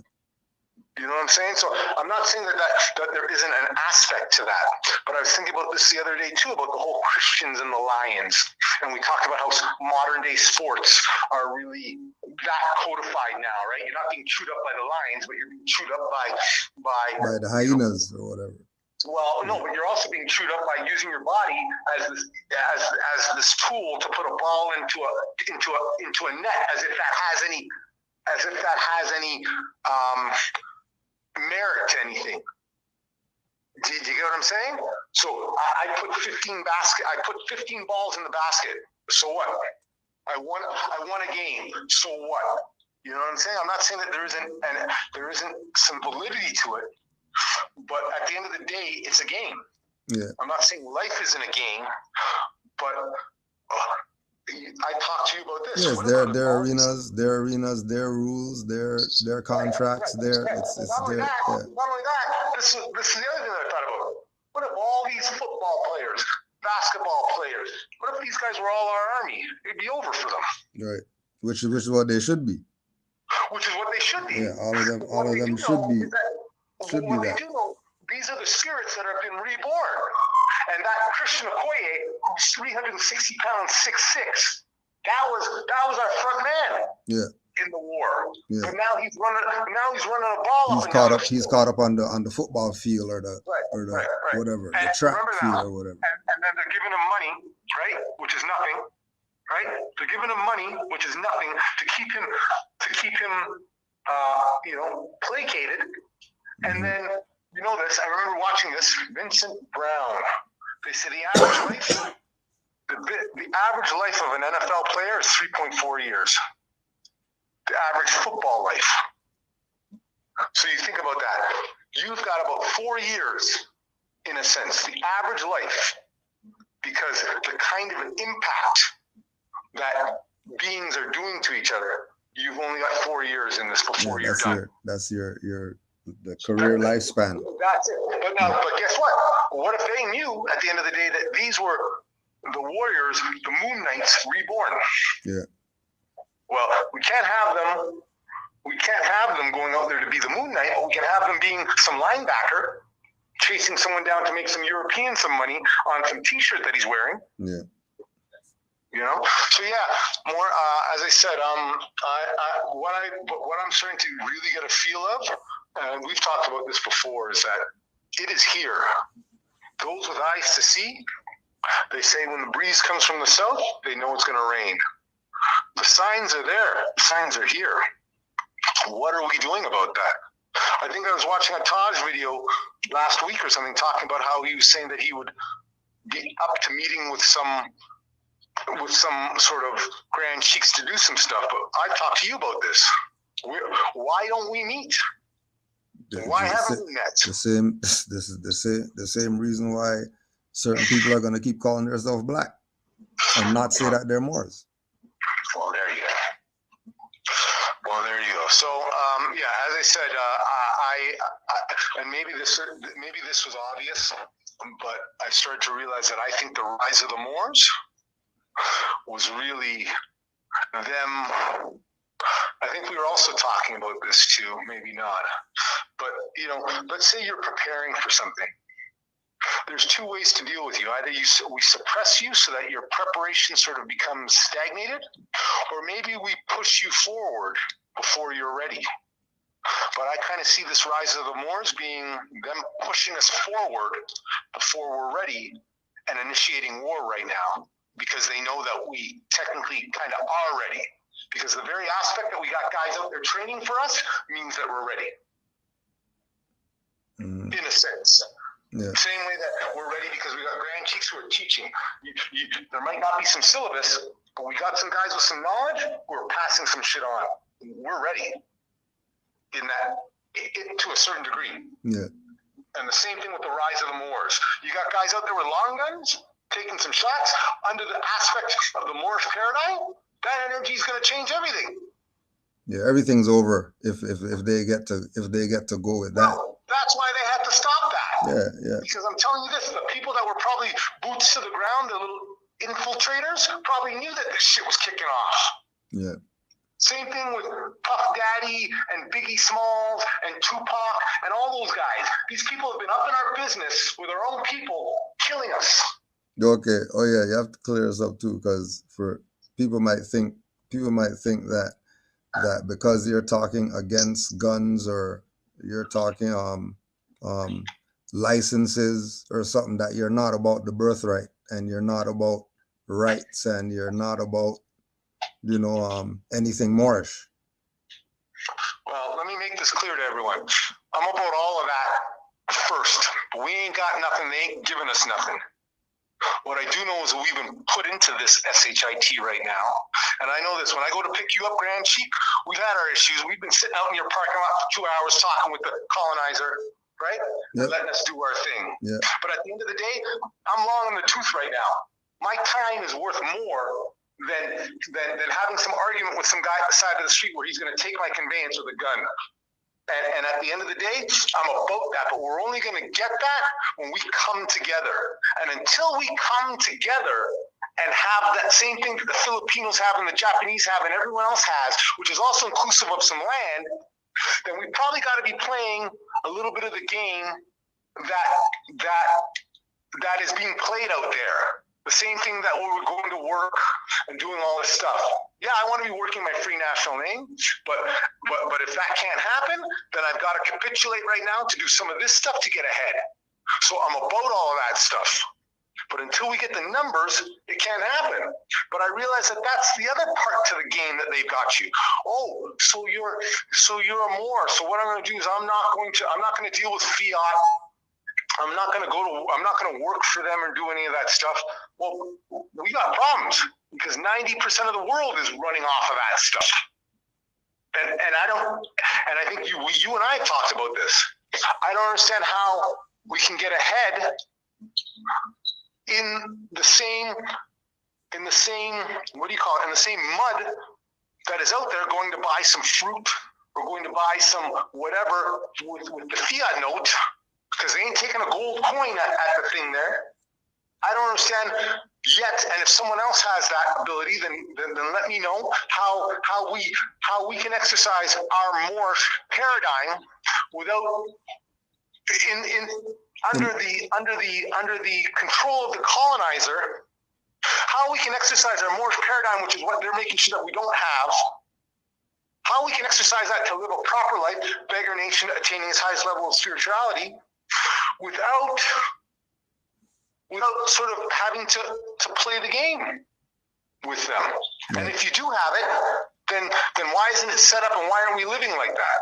Mm-hmm. So that's what I'm saying.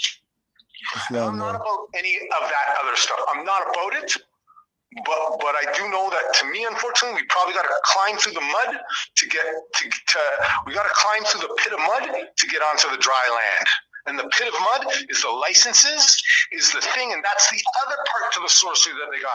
Oh, I'm going to give up the license. So they've got us so backwards that we're giving up the very shit that at least is giving us the very essence of some modicum of life right now, because we're better than that. We're Moors.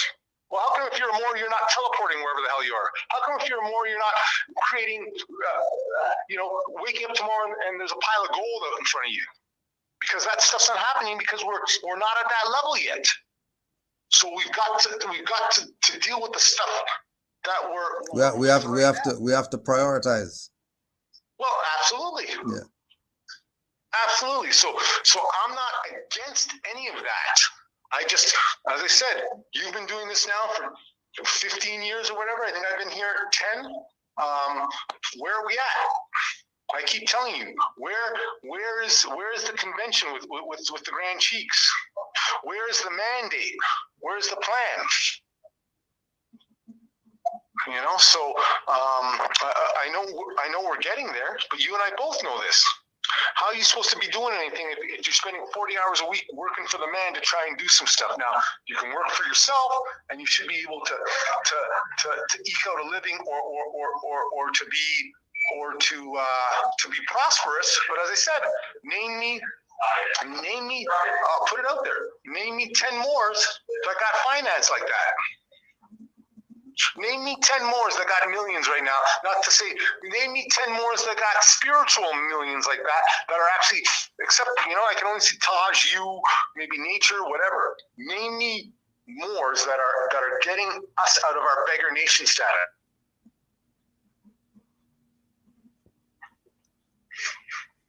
Name them. You know what I mean? So, as I said, I'm about the Moorish paradigm, but right now we have been incorporated, and we need to get ourselves out to a certain level where we start to have something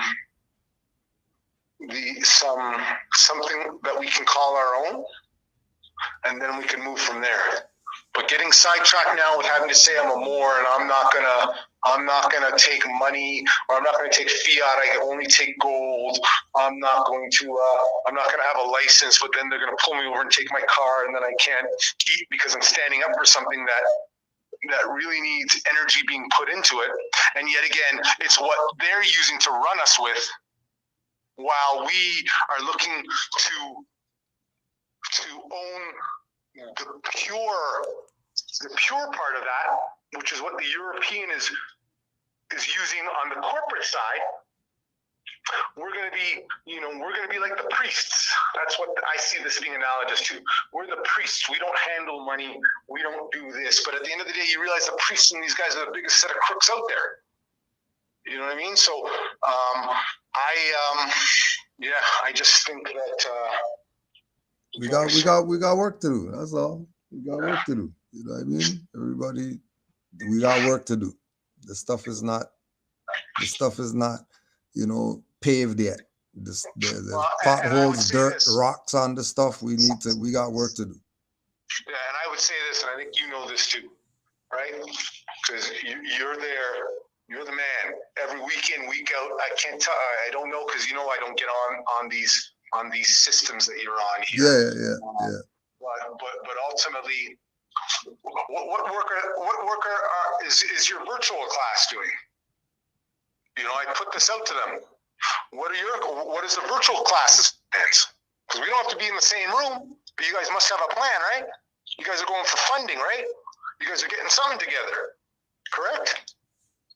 Because we can. Remember, I told you this. This is like a book club. We can sit around and pontificate all day long about some more stuff.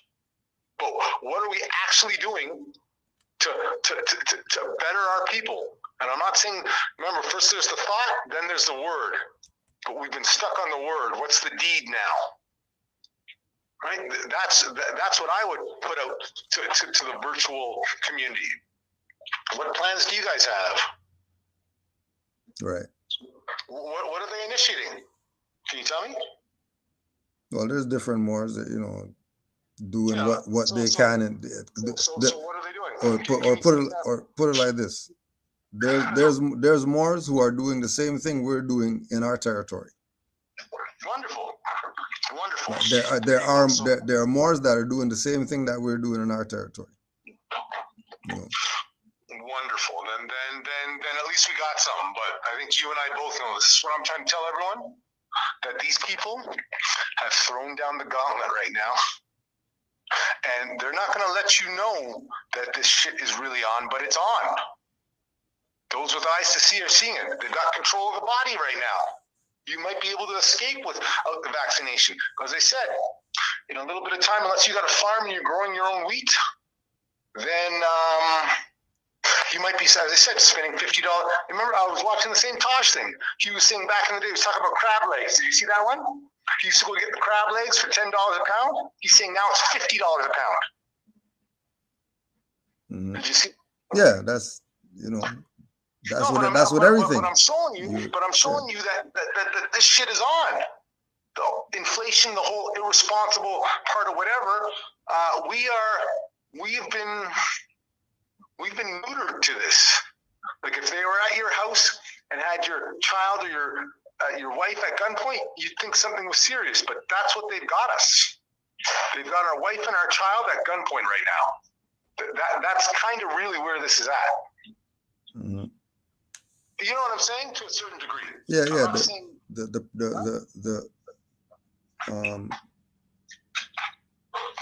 Their maneuver is murder us. Yes. That's what they're about. They're not about having a conversation. Let's go to court. Let's talk at the side of the road about whatever. They're about kidnap you, lock you up, murder you in the street. But I will interject. I think that this is where the spirit still is about that. They really ain't about murdering us, because then one of them has to go down. I really think it's about us destroying ourselves. That's really much more the nuance behind it.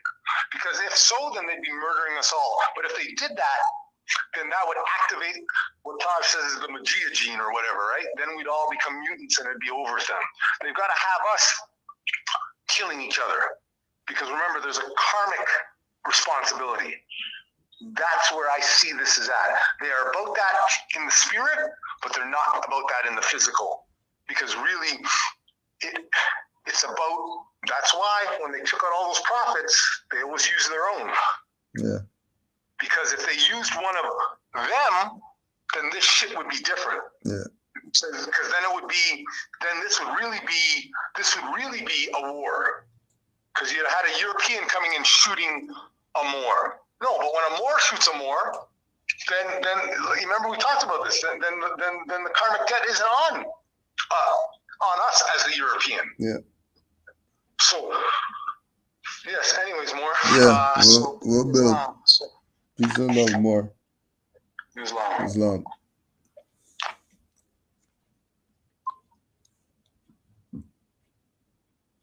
You know how it goes. You get on there, let the Moors vent. Because everybody has a perspective. Now we're talking about, the ones on our side, right? We're talking about the ones on our side. That Moor, he has his own plates right now. It's not like, he's not exercising. He got his own plates right now. He's been kidnapped already. We went to the jail to go pick him up. Okay. He's not going through the ringer anymore. You know what I mean? Because why? That's where he's at. Why am I going through the ringer to prove to people that I'm a Moor? Here's this damn license that you want to see. Here's these damn papers that you want to see, and let me go about my business. I'm not going to be sitting here debating you for 2 hours and you calling in people and all that stuff. Remember, he has his own tags right now. When I talk about somebody who doesn't have their own tags and they're telling you got a license, we're telling you he has his own tags. He comes and picks me up in the ride with the Moorish tags on it. And we go wherever and he drops me home and then he makes it back home safe and there's no issue. Right? Because he's moving on divine before national. And then if he wants to, he could jump in the car with the plates, with the stuff that's good, the papers, the whatever else that they need. And here's your little stuff when you stop me. Give me my little ticket. I'm going to go to court as a Moor and then get this stuff thrown out. Right? That's where he's at. Right? He's not against having arms and whatever. He told you. These are some good Moors that went out there exercising their rights. But there was an agenda.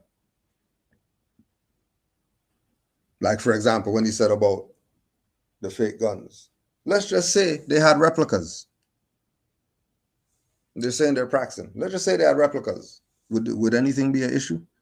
What if all the good stuff was packed up and then they had the replicas walking around, the wood cut-out wood gun? Would there be an issue? Just think about it.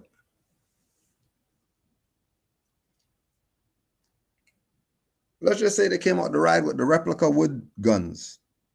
The arms are they're in the truck. They're packed up, whatever like that. They got the replicas when they get out.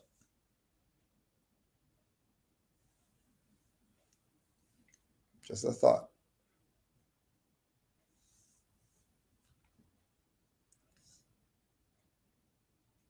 Let's just say they didn't stop there for the gas. They stopped 5 miles before. And they missed that highwayman driving by.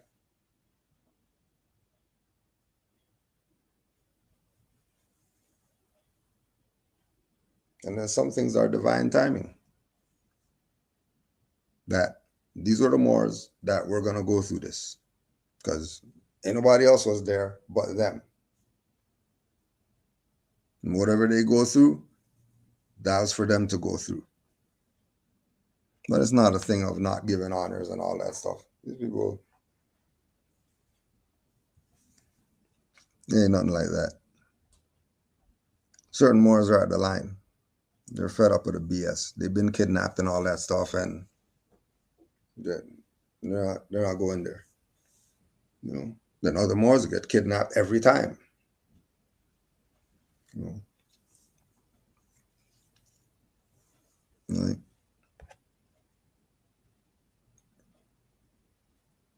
you saying put the energy differently. It doesn't have to be, you know, full speed ahead with Moors all the time. It doesn't have to be that. You can go 30 and still get the same stuff done that you were going to get done going 100 miles an hour. You're still going to get to the same place. You're going to get to the destination.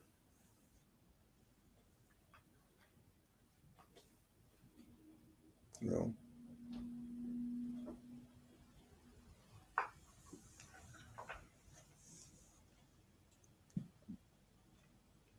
You know what I mean? It's perspectives. It ain't nothing. We could say that we're Moors tomorrow, and it's not going to be an issue. We already know who the true traders and the true sellouts are. We know who they are. And the ones who are active aren't the traders. And I could say that Moor, he's active, he's been active. He put more finance to the temple than majority of Moors. Just because he's down with this. Ain't somebody not working for the Moors, not working on behalf of the Moors.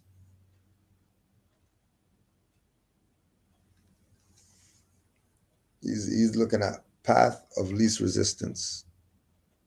No, like I said, Moore has his own tags right now. Ben had his own tags 5-6 years. He's not a take pictures of this and put it online more. That's not him. He been had his own tags. It's not some new Moore just came yesterday talking crazy. He's been kidnapped. We went to the jail to go pick him up. He's been kidnapped before. Been in there. Matter of fact, coming out of prison is how we found out about this. And he's been in 100. He's been in harder than Moors that we're going to look out and say, oh yeah, that Moor is legit. No, he's not. He's not more legit than this Moor right here. And I'm talking because of activity. Been there. I'm there to know. You know what I mean? So I get it. The language and all that stuff. You know, Moors might think, hear the language, think that it's funny. But the heart, don't get caught up. Don't get caught up. He's not Rami. He's not New Moor Order. He's not Swindle and them people. He ain't them. He's not Moors with banner before the Moorish flag. He's not those Moors. And he's not a Moor in his feelings and all that stuff. He's definitely not a Moor in his feelings. We know that without a shadow of a doubt. He's not in his feelings.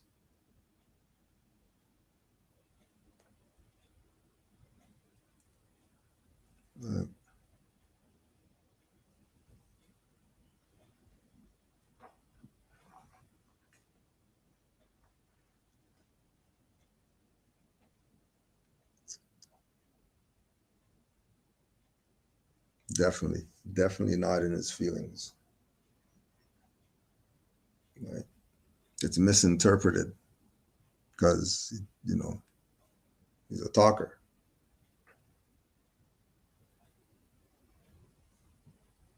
He's a talker. More than a child will tell you. More than a child will tell you. It ain't no.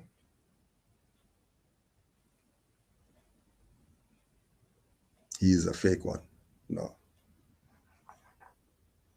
If he can prevent you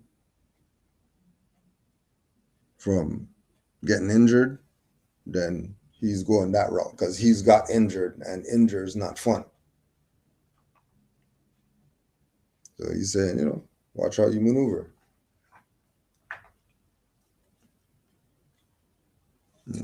Just saying, watch how you maneuver.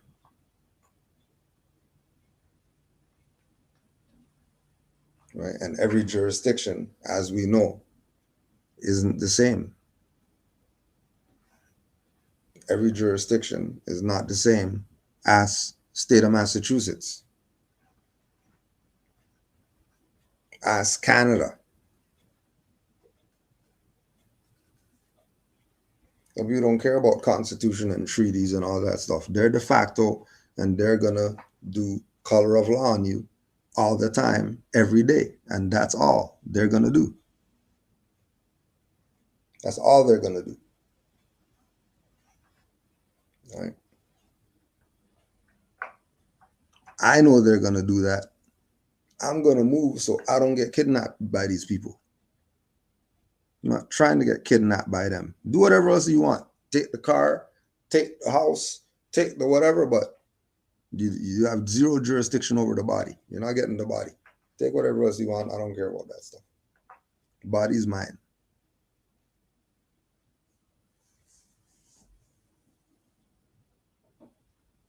All right. That's just what it is. Doesn't mean we're not for the nation. We're not for the Moors because we don't want to get kidnapped.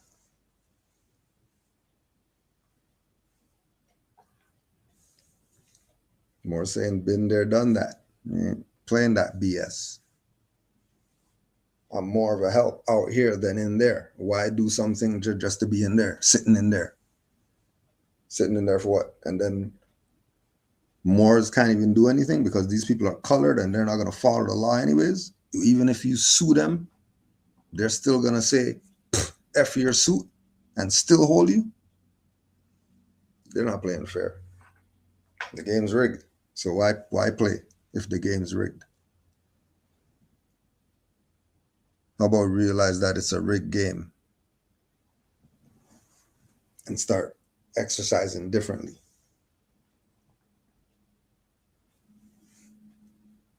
How about we realize that the game's rigged? This is not some, Moors are going to be able to do whatever we want because we're Moors. Game's rigged. We already know game's rigged. Every one of us has had some type of interaction with these people where they showed us their true colors when we said that we're Moors. They really let you know that they're not playing games when they said, you're Moors. You want to be a Moor? All right. This is how we deal with Moors. And like we're saying, the only way that they can deal with Moors like that is because many of these Moors,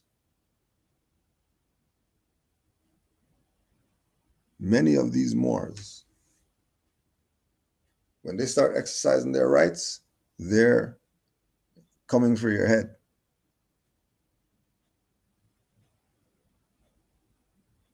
The problem not those Moors. The problem is not the Moors who got a nationality card. The problem is not the Moors who know that they're Moors.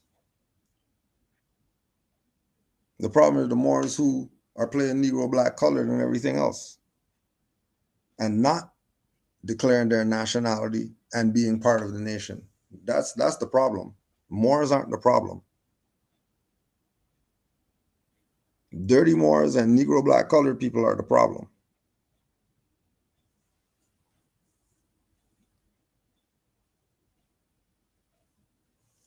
right?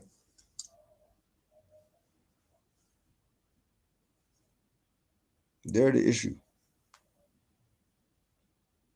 Because one of them's on our side and they should be for what everybody else is about in this, but they're not. They're about being divisive. And then because of these divisive people that the Negro, black, colored people are seeing, they're saying they don't want to be Moors because all the Moors do is infight, and I don't want to be part of something when they're infighting and all that stuff. When it's not infighting, you're looking at the divisive people. You're not looking at the Moors who are active. You're not looking at the competent Moors. As anybody wants to know about Moors, they go ask some dirty Moor, or they go ask some Negro. They never go ask a sincere Moor, or a righteous Moor, or a metaphysical Moor, or about who the Moors are. They always go to the black platform to go find out who the Moors are.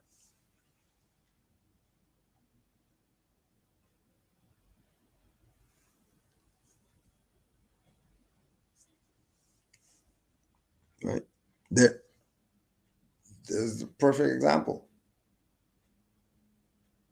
There's Brother Negum Bay right there. That's on the reserve. That went to the chief, and chief said, F you guys. We're Indians. We're going to be getting our little Canada stuff and all that stuff. We're not Moors. And it's just them. They're the only Moors amongst all these other people who look just like them, but they call themselves Indians. And they're content with their Indian card. And they're content with their...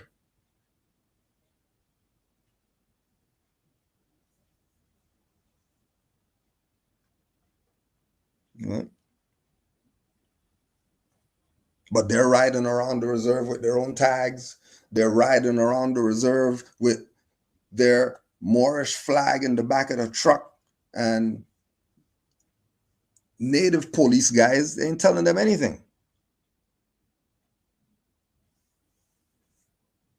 But if it's just 5 of them doing it, they don't care. They want all these people to stay Indian at all costs.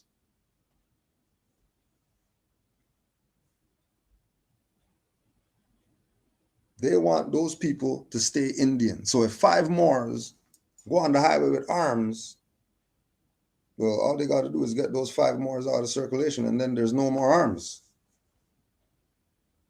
Because nobody with arms who was talking all that arms stuff and we support Rise of the Moors, nobody else stepped up after them to say that they're Moorish militia.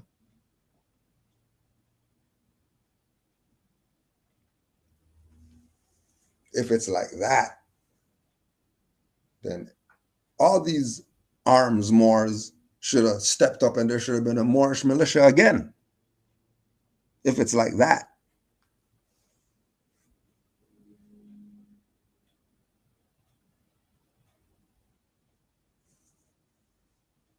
Whatever the jurisdiction is, some more should have popped up. Oh, you took those ones out? Oh, there's still more. We're right here.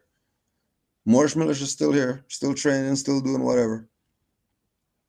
Still exercising, still uploading videos of us training and all that stuff.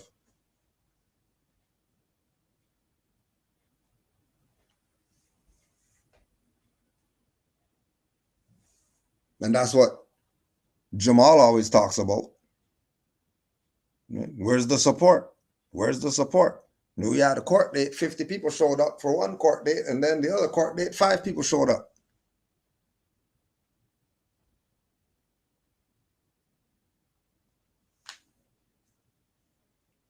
Where are those other 35 people at?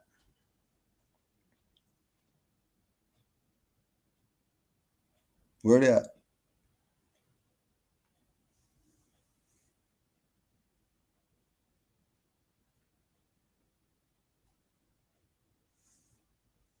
Brother Amazat, you already know we did convention 10 years ago with plans.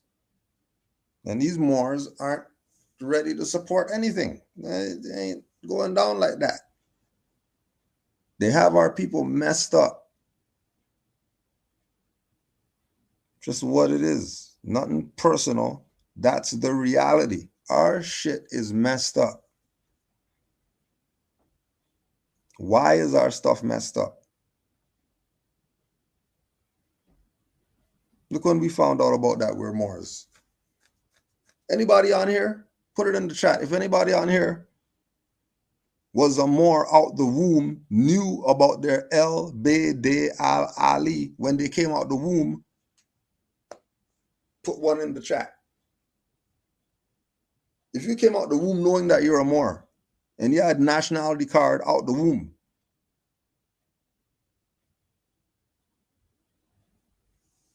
put one in the chat. We're not talking about you spiritually knew that you were Moor and all that BS. We're not talking about that shit. We're talking about if you were born out of your mom and your mom knew about her nationality and birthrights and your mom named you whatever El Bede Al Ali, and you grew up in school, kindergarten, you were a Moor, high school, you're a Moor, university, you're a Moor, not you lived your life as Negro and then you found out about this when you're 30.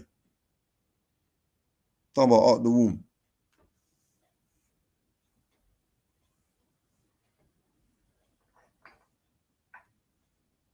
If you didn't push one, then you got played.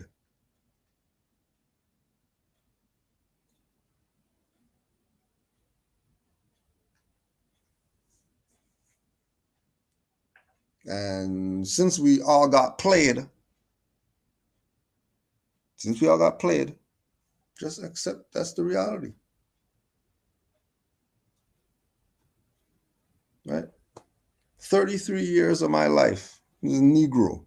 Nobody told me anything about Moors. No one told me anything. No one told me anything. And then now that I'm a Moor and what like that, now uncles are Masons and aunts are Eastern Stars and all these people know what's up.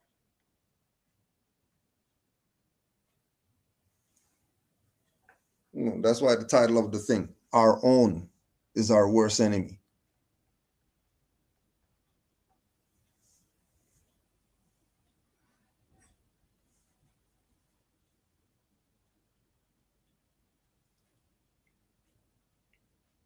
Going through all this BS, then to find out that this is what we could have had. We could have came out the womb knowing all this info. And somebody actually stopped that. And it was one of our own that stopped that. It wasn't some European. It was one of our own who knew. You know, those people who go on. My granddad was part of the Moor Science Temple, and my aunt was an Eastern Star, and our whole family was Masons and Moors. And then now they're a black guy and they're a scholar teaching you about who you are.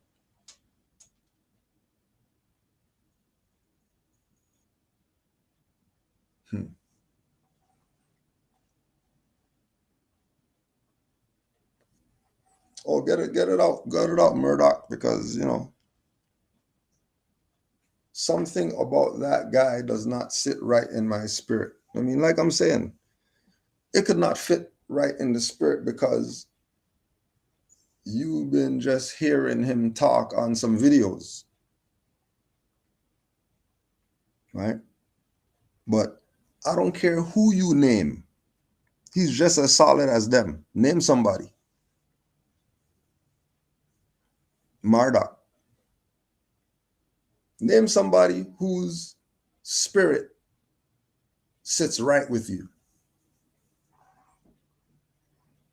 And anybody that you name, I'm putting him next to them from how his spirit resonates with mine and me knowing that he's a studious Moor.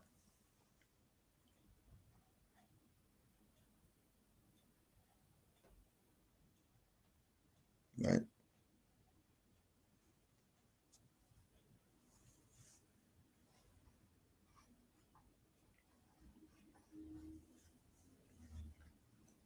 You know for a fact that he's a studious Moor and that he's in this 100 more than people who you might name. There's people who you might name,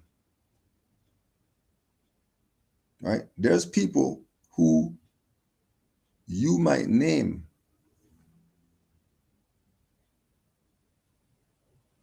that I might wave my finger at you like, oh no, not them before him. No way them before him.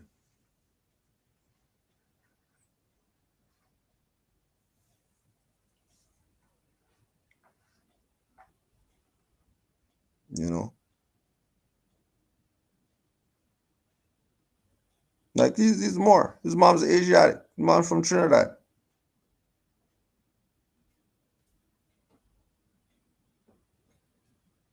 His mom's a melanated woman. Met his mom. Know her. He's a Moor.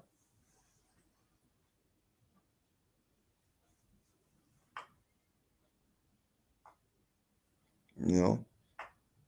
He's not against Moors exercising their rights. That's why I brought up he's exercising rights right now. Right now, he has his own tags right now. And Ben had his own tags 5-6 years.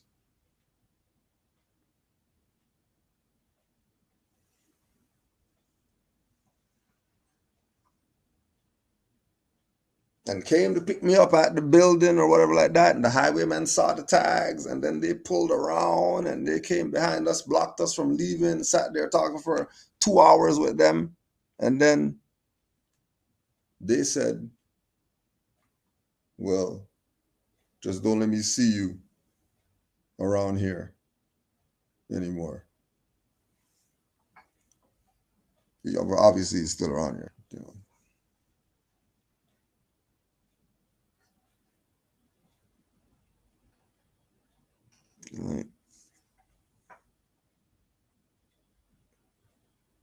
Like, trust me, if the call goes out, we need Moors to, you name it, whatever you name, whatever you name. We say we need Moors to whatever for the Moorish nation. Guarantee he's going to be one of the people there.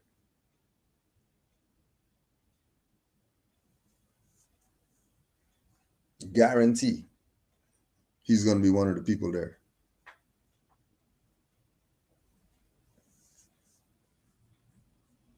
Guarantee 100% he's going to be one of the Moors there.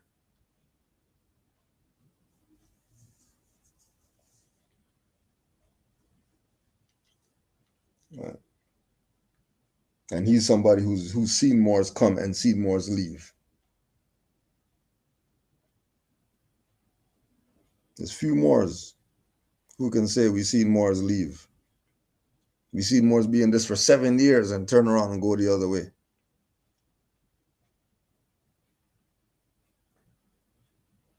And that Moor's still there. But other Moors left, made big claims. They got this and that for the Moors and all that stuff. Big, huge claims. They're going to start up this for the Moors. They're going to work on this and get the Moors to...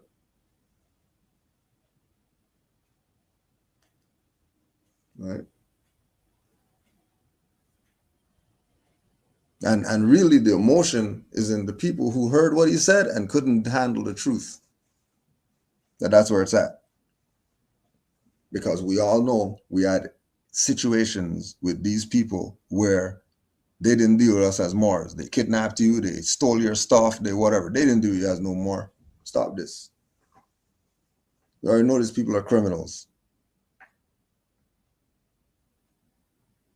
We already know. And it ain't supposed to go down like that with Moors, but it does. Don't get mad. You know, realize every Moor has a perspective. You can't knock them. You can't knock people's perspective. Especially if it's competent. It's not an incompetent perspective. You know what I mean? Strategizing and organizing, that's not incompetence.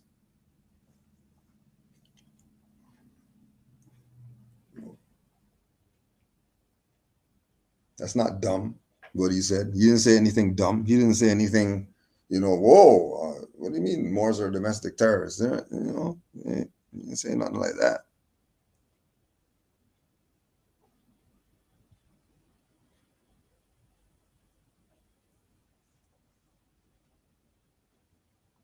But we know We know that the stuff is messed up. You know? How can we be most productive?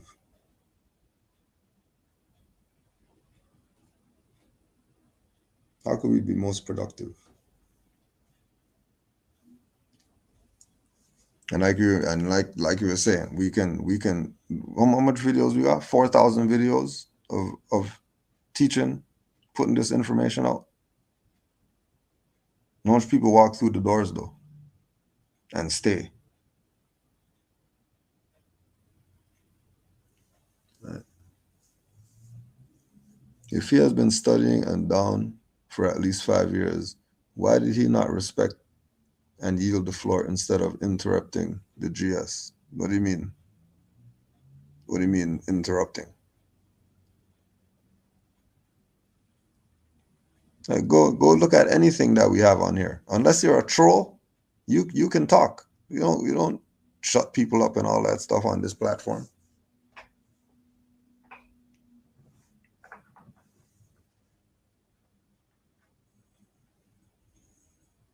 You know, you don't shut down people. You let them vent.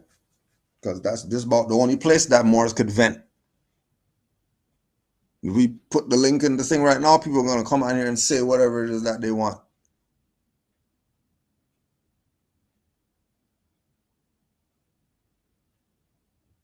That's how it goes. You know, we're fair. We let everybody vent. But if you're talking crazy, we shut you down. You already know that. Unless you're new here.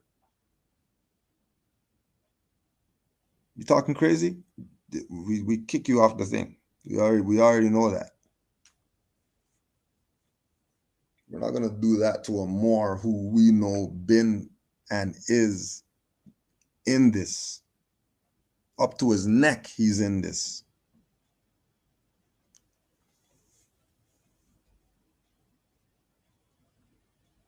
And you hearing him talk 2 times on the video, that's nothing. Right? See the hot girls came in here immediately. Right? Immediately. They're out of here. And what the bots doing in here? Best cams, hot girls and boys. You see how just as we talked about it, here came the bot. Then we could show you. We'll shut this stuff down if they're talking crazy. There was no interrupting the GS and all that stuff. That doesn't happen on here. That doesn't happen. Everybody could say their piece on here. And I don't think there's been anybody who came on that we didn't shut down, that didn't say whatever they said, and you know what I mean? You know, some Moors liked it, some Moors said, well, I don't know, or whatever like that. And you know, it's what it is. No big deal. We know what's up already. We know what's up already. You know. Moors have to check themselves and realize that everything isn't the way how you want it either. You know, there's some other Moors that are doing other things that are working better than anything you ever tried. And you went to congressional records and all that, and your stuff still doesn't work. And these Moors put a happy face on the end of their writ, and then they got everything discharged.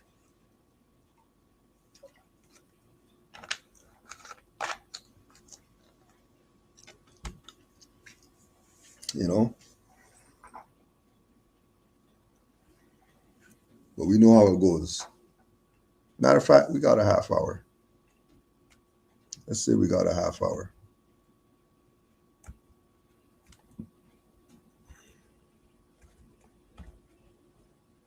Let's say we got a half hour.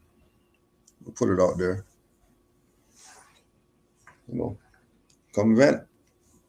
There's the link. Just know that Canaanland Moors is unity. Right?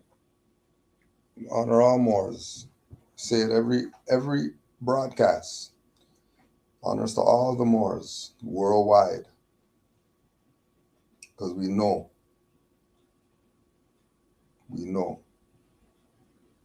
we are worldwide. We know we're worldwide. You know, and we know that there's Moorish unity. The issue is that it's only a handful. And when it's only a handful, there's certain physical things that you're not going to be able to get done with only a handful. It ain't happening. Trust me, we have a temple. And certain things, handful, ain't going to do it. So we're going to, try to do things that we can actually get done with the handful, opposed to scattering the handful into 500 directions to try to get some megalithic thing done that it ain't happening. How about we get something done on a level that we can handle with the brains and the brawn and the muscle that we have.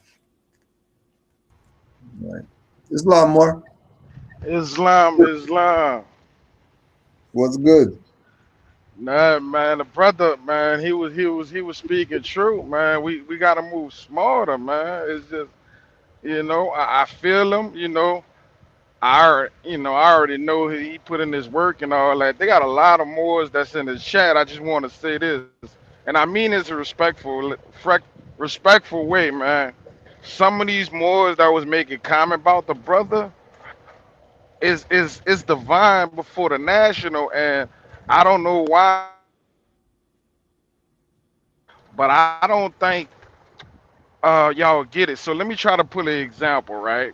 And I say this example all the time. They had a couple Moors ask me to go to war. And I said, okay, if we go to war, right, do you know how to commandeer a tank? He said, I don't know how to commandeer a tank. I said, brother, do you know how to fly a plane? He said, no. I said, why would I go to war with you and we don't have these things? And if we did go to war, it'll be guerrilla warfare and you can't commandeer a tank to use against the enemy. So that's like sending your people to the slaughterhouse. And that's basically what the Moor was saying. Right. You know what Now I'm saying? Like, why would you do that? and again, that's not saying that's what Moorish militia did. That's not what Right. we're not saying Moorish militia did that, or Moorish militia was wrong in what they were doing or anything like that. They did what they did as they're expert. They're ex-military and all Right. that stuff. They know what they're doing. They're doing what they felt they can do. We get that.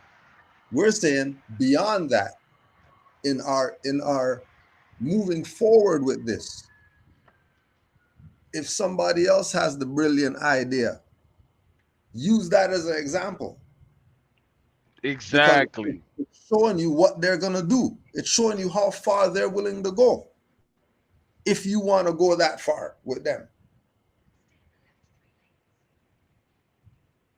right? Right. If But you we want to can't. go that far with them, then we probably should have a plane. You know what I mean? We should have, Right. a tank. We should have some stockpile of stuff or whatever like that. There should be, maybe 15 branches of the militia first, Right. right? Ain't nobody saying anybody did anything wrong and all that stuff, and Mm-mm. you know what I mean? That's not what it is, Yeah, right? we like the brother with him was saying that he was like you said, going forward. But a lot of these Moors I asked in the chat, I said, well, if y'all saying this and y'all feeling that way about what the brother said up there, how many of y'all Moors willing to move in one location and execute something? Like he was saying, start at the community aspect. You see what I'm saying? Moors that farm, Moors that do this, start something. You can get it one house, You know what I'm saying? Rent out another house and y'all all pay rent or whatever y'all do, and start using these processes. Because if it's corporate, right? If everything is corporate, right?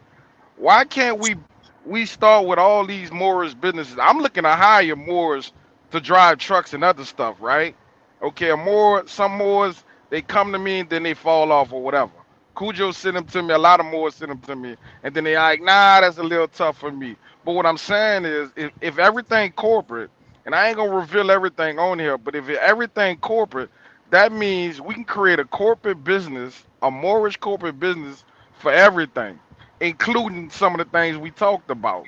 It's a Mm. smarter way to do things. If you get what I just said, there's smarter things. Okay, Nation of Islam, they have something and it's corporate. But guess what? Guess what? Under that corporation that they use it for their private security, you get the picture. Now, if you picked up on that, you picked up on that. We could do the same thing. Especially if we know how to live within contracts and all that stuff. Right. You see what I'm saying? Just get the morals that can live within contract. Bam wham, thank you, ma'am. Islam noble real. Islam, Grand Sheik, how you doing? Yo, you know, we're out here. We're out here. You already know. What's on your mind, more? Man, I got a lot on my mind, Mo. uh,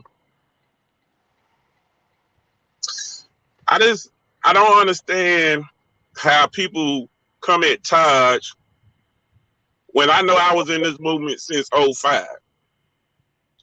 And I live in Charlotte, North Carolina. Mm-hmm. And the first time I got turned on to my nationality was some brothers from Philadelphia, from the Great Seal. So they come down, you know, doing nationality paperwork and all this beautiful stuff. Well, this is before YouTube started jumping. Nobody really wasn't on YouTube in '05. So the brother gave me, what was it, Taj video, The Matrix, The Missing Link. Oh, yeah, The yeah. Matrix. Yeah. So I used to sit there and put it in my desktop and watch it every single day. Like, that was my homework. Because, I mean, for, you know, just like GS Noble, Rami, and all that, I'm on both of their platforms saying, hey, you wouldn't even know about your nationality if it wasn't for Taj. That part. You see what I'm saying? Like, that's crazy. That's kind of like Bruce Lee teaching you how to fight. Then you know a little bit, and all of a sudden you want to fight your master, knowing that you're going to get your ass whooped. You see what I'm saying? Like, it makes no sense. Then for you to come out and say, oh, you enforce the Constitution, you're a sovereign citizen, you're on the terror list. If you're a real Moor and you standing up on your square, we all on the terror list. But how am I going to be a terrorist on my own land when I'm enforcing the Constitution that the prophet told me to enforce? That everybody enforce but Negro, Black, and colored people. Yeah. When you see these Caucasians, what they doing? Enforcing the Constitution. Soon as I enforce the Constitution, oh, you're a sovereign citizen. So the reason I called in to let all the Moors know the sovereign citizen thing is bullshit. I got kidnapped. They try to charge me with sovereign citizen. But the reason I really got kidnapped because I did what Todd said years ago. He said, if they do you wrong, they're a corporation, send them a bill, right? Because they de facto, right? They're a business. So I sent them 3 invoices in 3 months for every day they kept me away from my daughter, unjust, unlawful. So, I mean, I hit them in the head for like $74 million. And I sent each invoice certified mail. So I went up there to the courthouse, went on the AOC website, got the court costs waived, The clerk told me, she said, hey, you got the city of Hickory in default. So, I mean, I'm doing all this stuff on my own. So next thing I know, they're following me. They got private investigators following me. I'm a truck driver. I own my own truck. They followed me for months. I go to Georgia Scale House in Augusta, Georgia. The state trooper sitting outside waiting on me to pull up. Had another truck in front of me. But he let the other truck go. And he says, hey, when's the last time you been DOT? I said, it's been a while. Well, give me your driving license. All right, I give him my driving license with my feds on, in my driving license, everything. So I started shaking. Allah was like, Mo, it ain't gonna go good. You getting ready to figure out what's really going on. So he told me pulled over. He act like he's doing a DOT inspection, which he wasn't. Next thing I know, here come a brother, a sheriff, pulls up. Oh, you got a warrant for South Carolina for resisting arrest from 11 years ago. Well, I moved that charge to federal court in 2018. Then they moved it back down. So what I found out was they had the city that I was suing. Say what? They ex parte the case? Nah. What happened was they called the city that I was suing called the town that the resistance happened 11 years ago and told the judge, which was basically a redneck KKK. We all know about South Carolina. If you in South Carolina, whatever. They believe in the color game. So they made him basically said, hey, he's suing us. I need you to make that warrant, an expedited warrant, before we can scare the shit out of him. So they kidnapped me. The brother would take me to the jailhouse. He was like, hey, you can cuss me out. You can do all this and blah, blah, blah. And Allah was talking through me like, why would I do that? You're just doing your job. When I get out of this, I'm going to do my job. But Allah was saying he wanted you to cuss him out before he can charge you with unruly or whatever they'll come up with. Because, color of law, they change the rules as they go along. So I ended up staying in Georgia for 2.5 days. Rock Hill came and got me.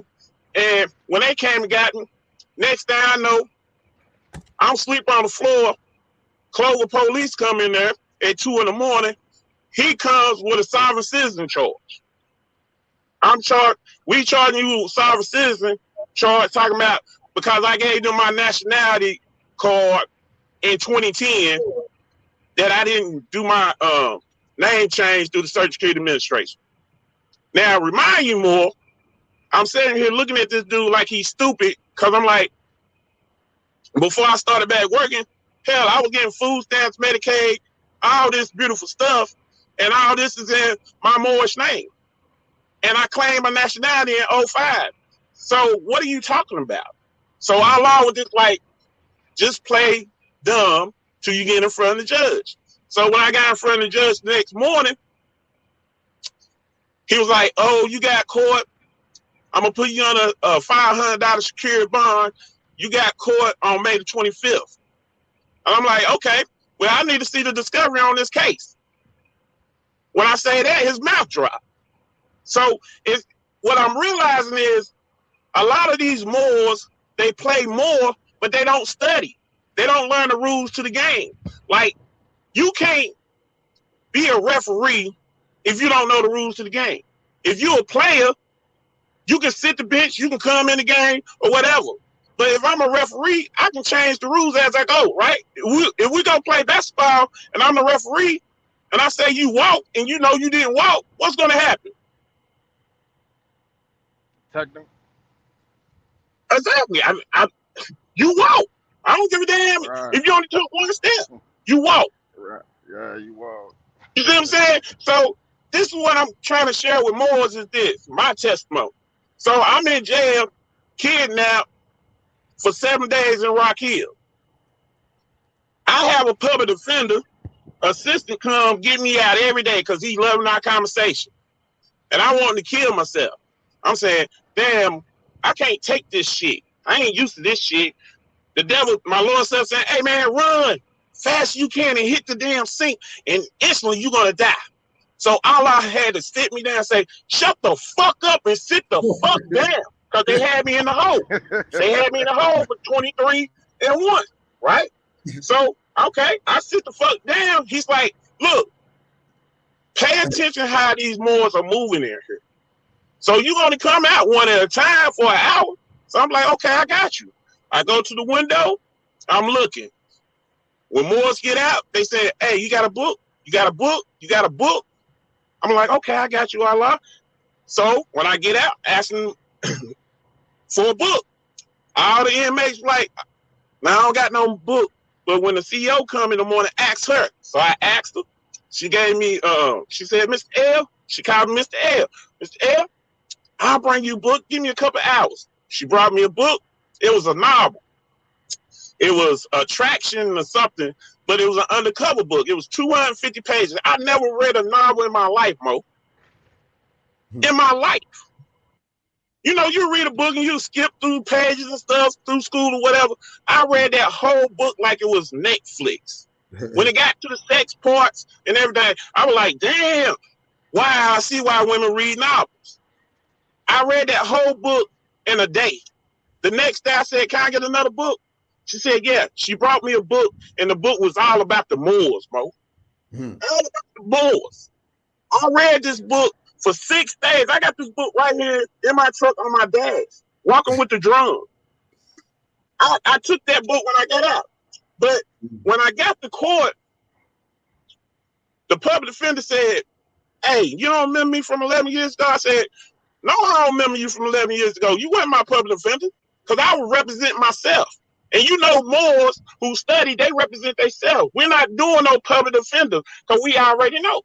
Right. But Allah told me, said, go ahead and accept it. And I said, okay. I said, but hey, I don't know you, but I'm glad you're here. He was like, oh, well, yeah, the DA, they want you to do a plea deal for 10 days, and this is your 10th day. You go ahead and plea out. You can get out today. And Allah said, well, I'll do that plea if you dismiss that sovereign citizen crap. He said, hold on. He go to the DA. He said he gonna throw it out. So we get in front of the judge. I'm looking around. I feel like I'm on a slave ship. Yeah. Cause we got the masses on and everything, and I'm looking, and all I see is these young Moors in here, man. Different sizes, different shapes, and all. And they just getting their ass handed to them, left and right. And I'm like, damn. Allah's like, see, this is what I wanted you to see. Like, the problem with us, we can't come together because we still operating in our lower self. And people be acting like they know the way. Prophet Noble Ali already gave us the way. It ain't no reason to invent the wheel if there's nothing wrong with it. So when I get in front of the judge, he say, well, Mr. L, you gonna take the plea? I said, yes, sir, as long as the sovereign citizen gets thrown out. He looked at the DA. Yeah, we're throwing that out, sir. I said, okay, cool. I said, can I still get my passport? He said, yeah, it ain't nothing but a misdemeanor. I said, all right. So Allah got me through that situation. And the reason I came on this call, because the first thing Rami and them holler, oh, they're going to charge you with sovereign citizen. Okay. Well, why they didn't charge me with sovereign citizen? When we know sovereign citizen is an oxymoron. How the hell can I be a king and a slave at the same damn time? That's no different than calling me an African American. That makes no sense. So we already know, Cujo, they do the color of law. It's no different than the rise of the Moors. They had been on Jamal. When Jamal, you just imagine when Jamal used to do them lives on Instagram, and he had that woman and daughter, and she was just so happy. She was smiling, and she was just so happy to be on the call. He was changing people's lives. Yeah. So we know Rami, he was jealous of Jamal. They were beefing before he got kidnapped. Mm-hmm. You see what I'm saying? He listen. I remember when you had him on your channel, I guess introducing him to the world as a grand sheik. I remember that shit. I remember that shit. And I was just saying the other day, I was like, damn, boy, you got to do a better background check, Mo, because this right here doesn't make any sense. Because you remember, he had that thing in Oakland with Taj. He had Brother Sabir, We all just them was out there. talking about that. I think he a clone, bro. He gotta be a Yeah, clone or something, bro. exactly. He gotta be a Because clone, bro. all of a sudden, he does a 360. Yeah. Now, how you gonna do a 360, smile all in Taj their face, and be back to moving and waking people up? Then all of a sudden, You know why, brother? You go said ahead, bro. you said it already. As envy. See, envy is when somebody close to you. You see what I'm saying? Yeah. You know what I'm saying? A hater can't get next to you, but the ones that envy, oh, that's what it is, bro. You know? Mo, you so right. And I'm looking at him like, bro, you was jealous of Jamal because, I mean, I ain't even gonna front. Jamal came out of nowhere like Obama came out of nowhere. So I tested him on Facebook. I'm like, where you come from? Who made you a grand sheet? You know? And you know, he answered all the right questions because I was kind of fishy about the Casper court thing. I was like, man, hold on now. So I had to do some research. I'm like, okay, all right. I'm gonna just sit back because I'm a Virgo. I gotta analyze shit. I gotta make sure, you know what I mean, everything adds up. So when they did their little fallout or whatever, and when he did the Rise of the Moors, I'm like, okay, he teaching. He's sharing knowledge. You know, he breaking all this beautiful stuff down. Then he has more Bibles on his team, right? I'm looking at Rami. Rami ain't doing none of that. He don't. I don't even think he got a damn wife. You feel me? So I know he's jealous because the brother, he's doing shit and he done blew up faster than you did. So you mad. You mad. So when we got kidnapped, we knew he was going to get kidnapped. Because you remember they kicked in his door. He was doing the paperwork on the temple. He was doing all these beautiful things. So they were watching him the same way they were watching me when I came into the damn scale house. They knew I was coming. How in the hell that damn warrant was a expedited warrant all of a sudden, and they made the expedited warrant to do the judge that I went in front of, the redneck. He was sitting there March the 19th of 2021. He made it an expedited warrant for 11 years. It was never an expedited warrant. And this is what the public defender told me. He said, he was like, Mr. L, I don't know what happened because since 2018, nobody never touched this case. I said, I know exactly what happened. When I started suing the city, I got them in default. They got mad and they reached out to their homie down the road and told him what to do. And he did it because it was just Allah showing me that they arm are staying longer than our arm does. Because they're together. They done had a couple 100 years to get all this shit set up. You see what I'm saying? We just now waking up.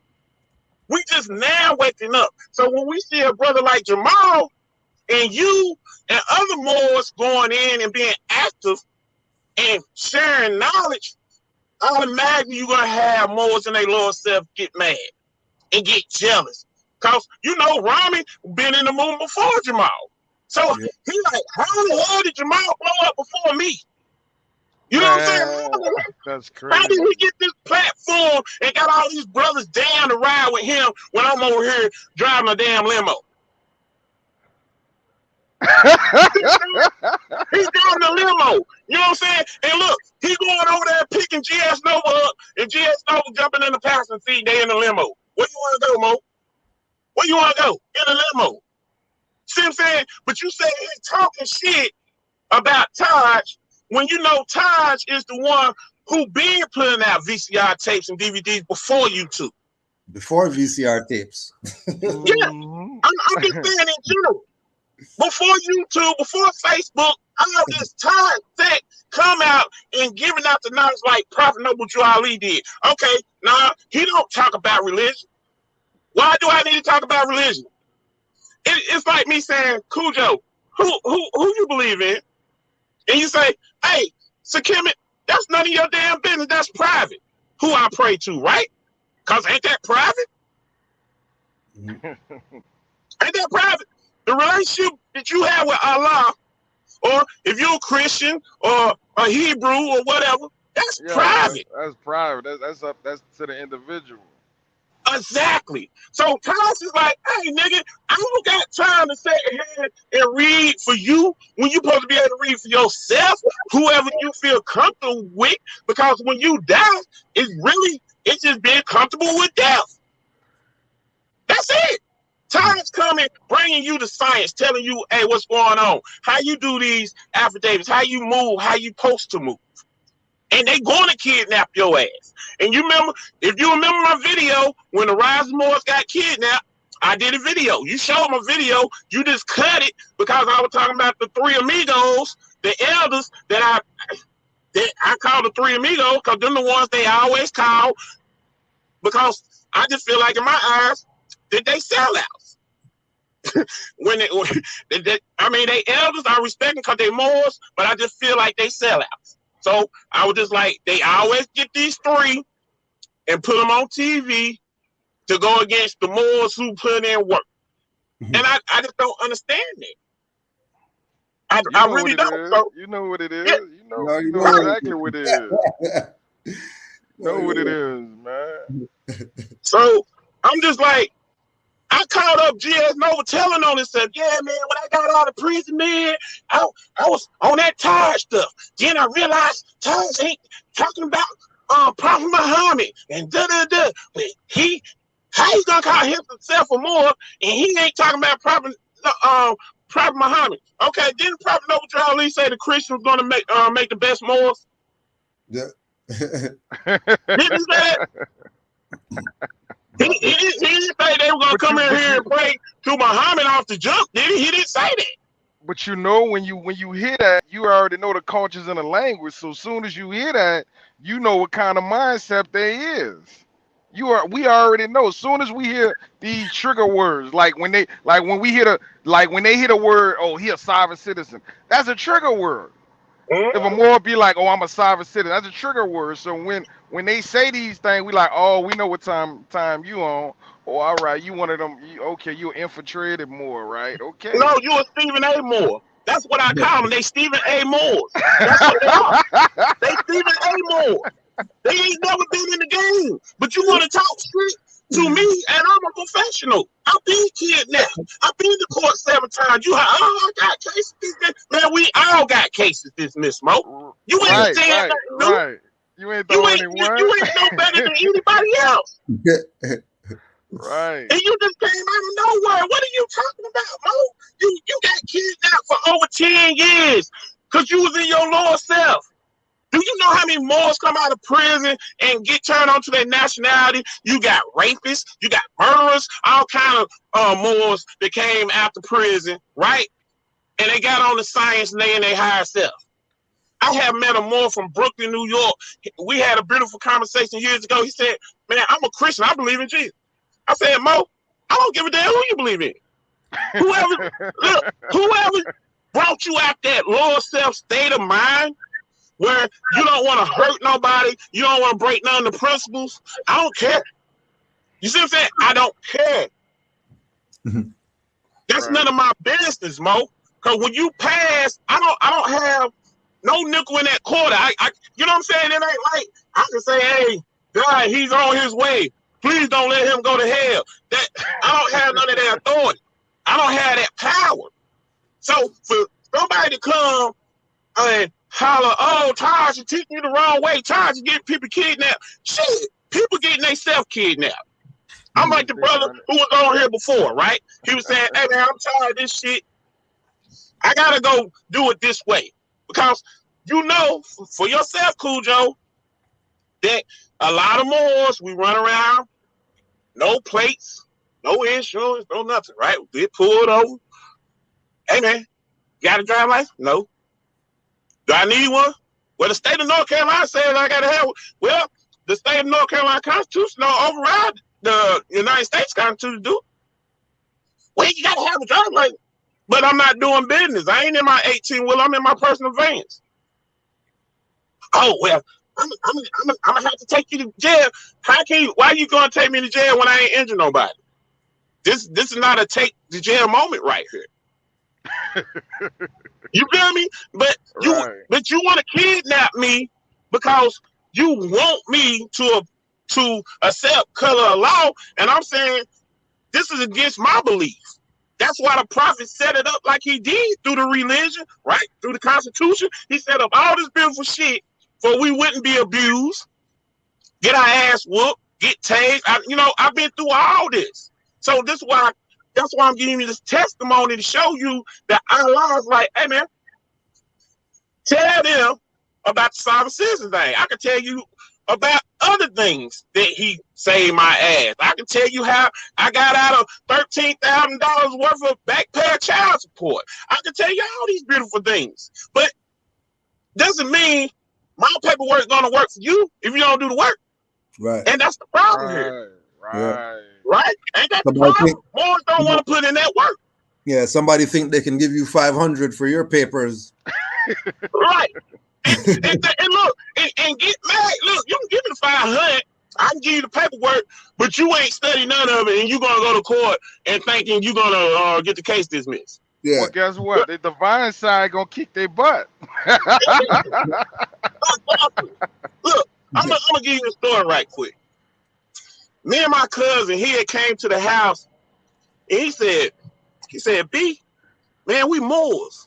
I'm like, Moors? What the fuck you talking about? Moors, huh? That's our nationality. I'm like, bro, I ain't never heard nothing about no damn nationality, bro. I'm black. What you mean? I'm black and I'm proud, and I'm yellow than a motherfucker, but I'm black and I'm proud. You feel me? I didn't have no idea. So he takes me to Charlotte, introduced me to the brothers, and I'm just in this illusion that I was in.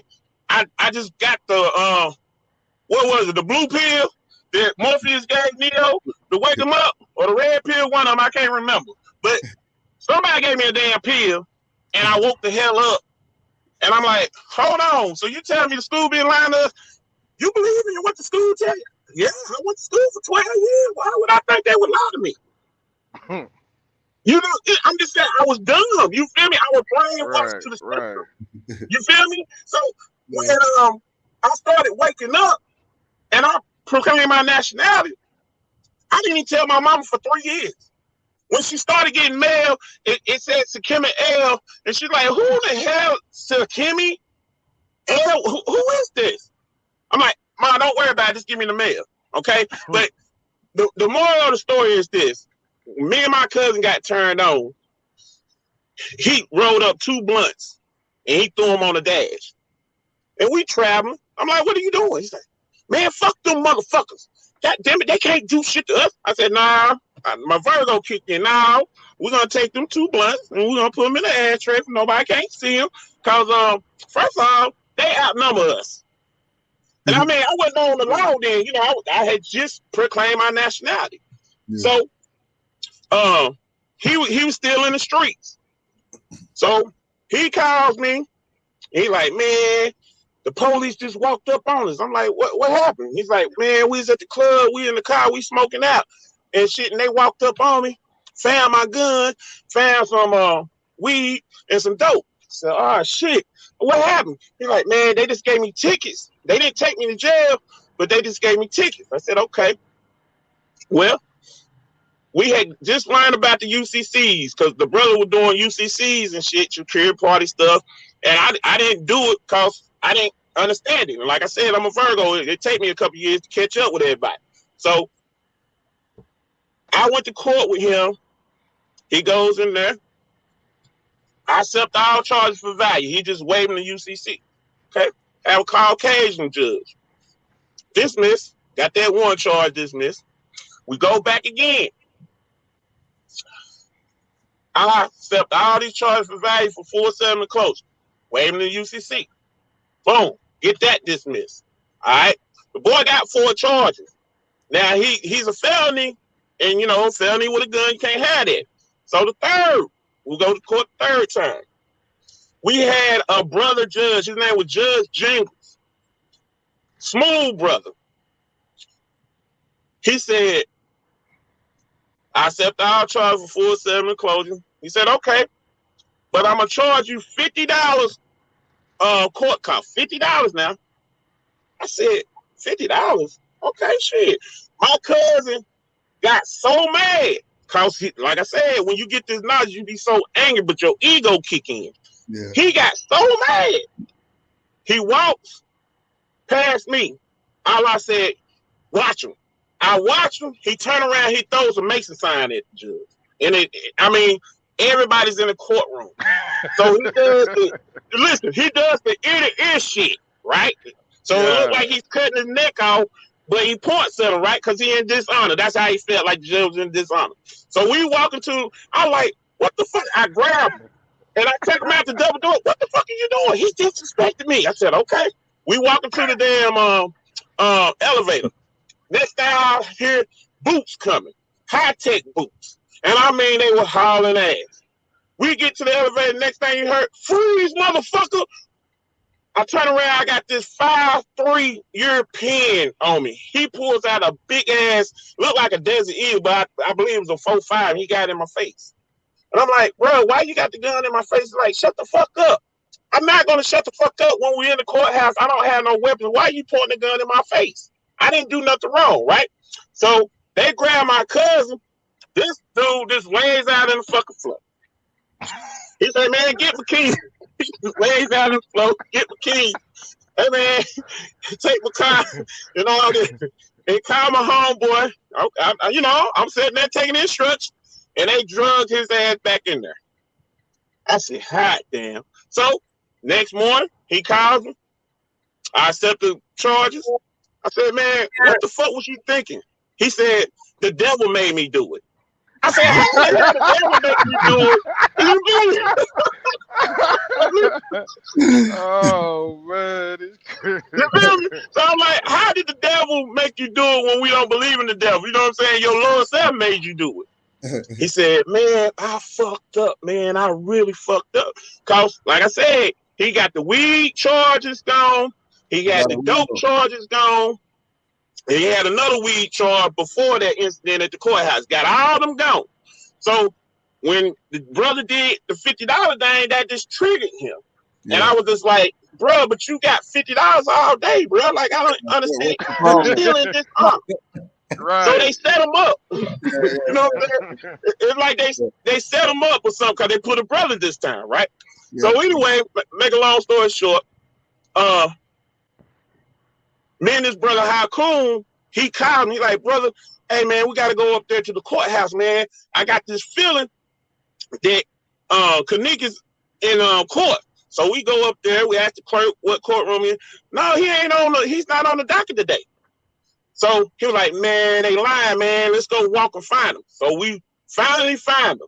And my cousin, he was going bald at the time. So when we found him, it was like 4 months, 5 months later. He looked like damn,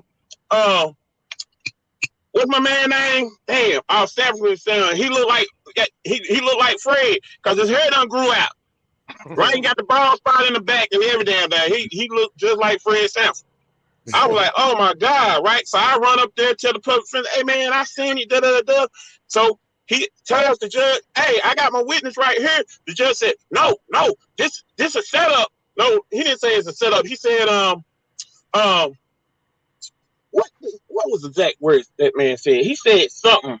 No, this trial is already done, and Kanik Ali, you're sentenced to 8 months, right, in jail for threatening a government official. All right, and the judge was in there, which a judge don't supposed to be on the bench. He can't, you know what I'm saying? He can't be a witness. So the brother was on the bench, said what he said. They gave him 8 months. All right, well, so we didn't get to do the paperwork on the gun charge. Soon as he got out of jail, the feds came and got him.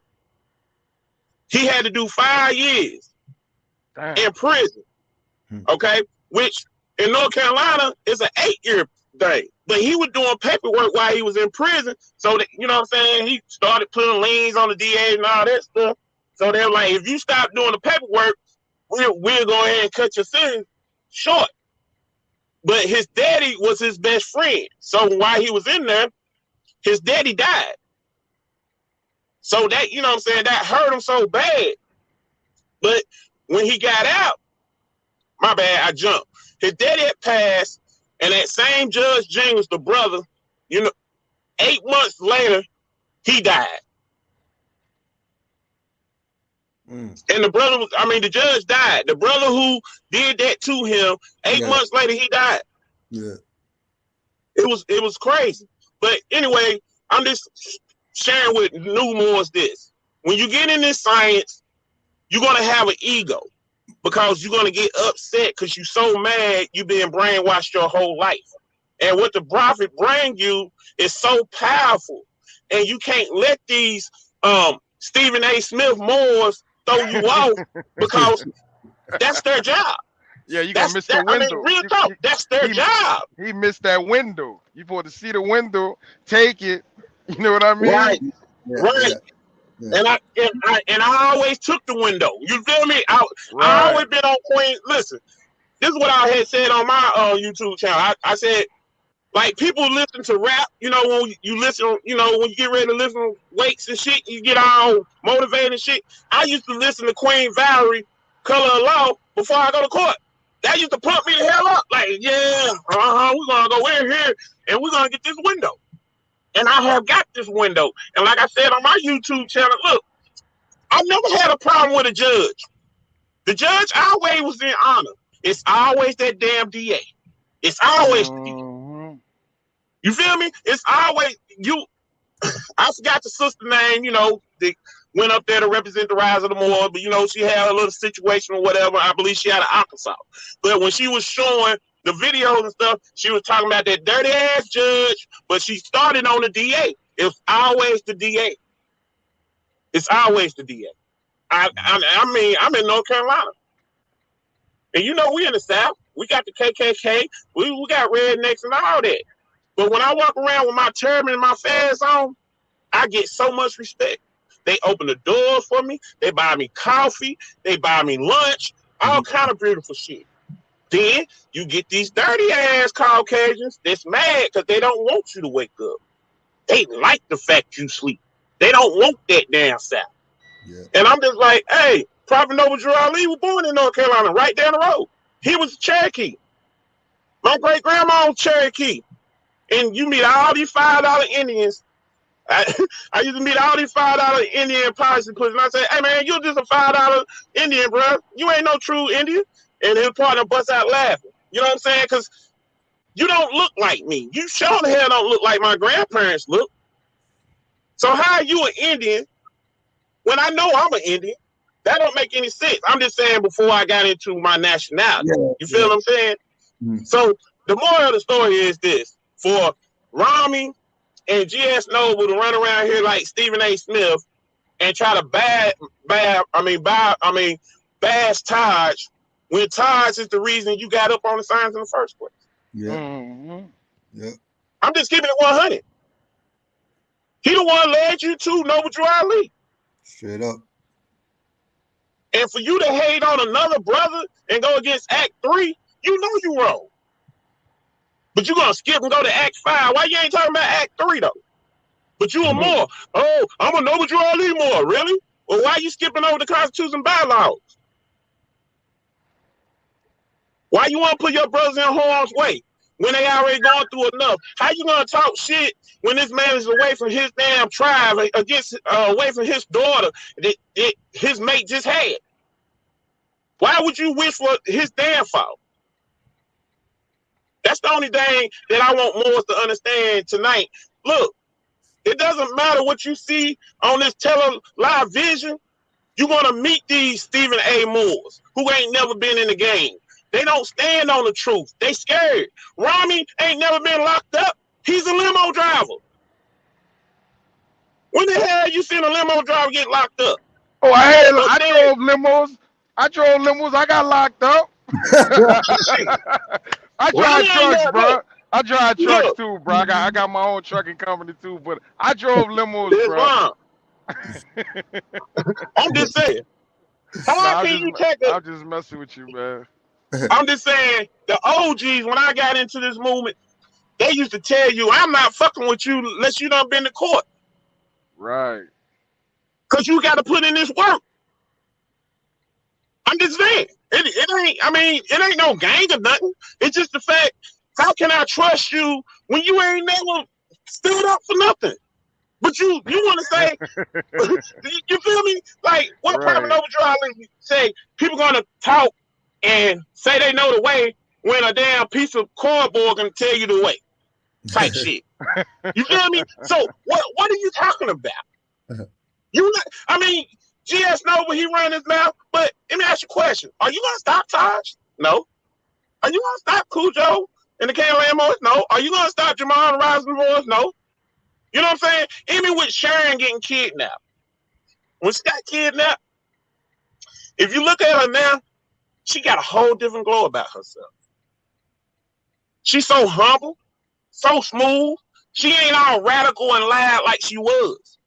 That's what I'm saying. Like, I mean, with my cousin, when he came out, he told me, man, I'm a Hebrew. Oh, you a Hebrew now? What happened to being a Moor? Man, I just hung out with the Hebrews all the time. I said, you still a Moor. So he eventually got back on his studies. I mean, he the shit now. Like, he rides around with no plates on his car shit. He goes to court all the damn time. And they always let him go. He don't even get kidnapped. You feel me? Like, he got so much respect around our town and city. Because he traveled from one spot to Charlotte all the time, back and forth. And they know him so good, they don't even fuck with him no more. Because But he was in a I'm just community. saying, yeah, I'm just saying, when you get kidnapped, sometimes that's just on your path to get kidnapped to humble you. Because, like I said, you get cocky, and when you get cocky, you don't understand you got cocky. But I promise you, when all these Moors get out from under, when they get out from being kidnapped, being prisoners of war, watch how much powerful they be. Yeah.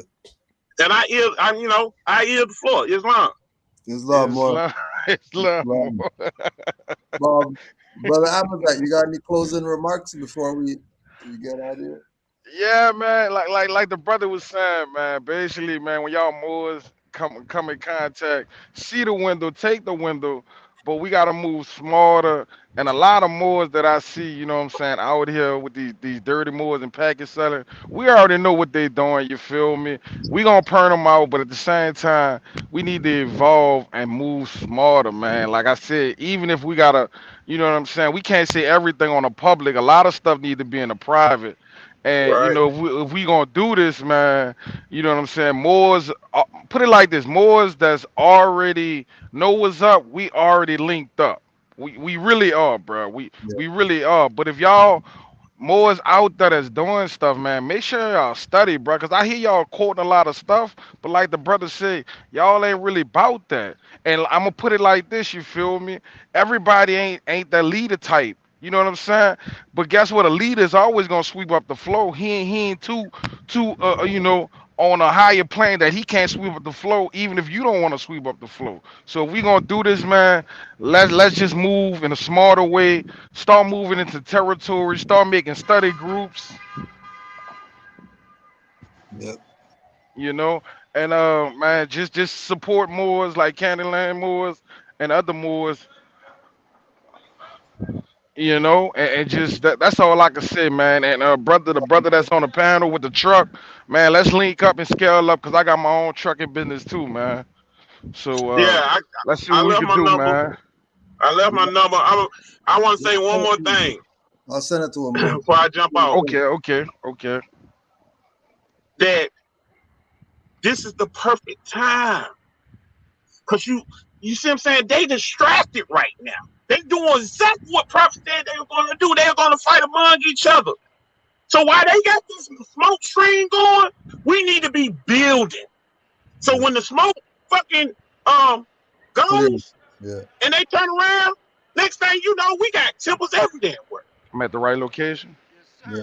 You feel me? Like, this is the best damn time, oh. Yep.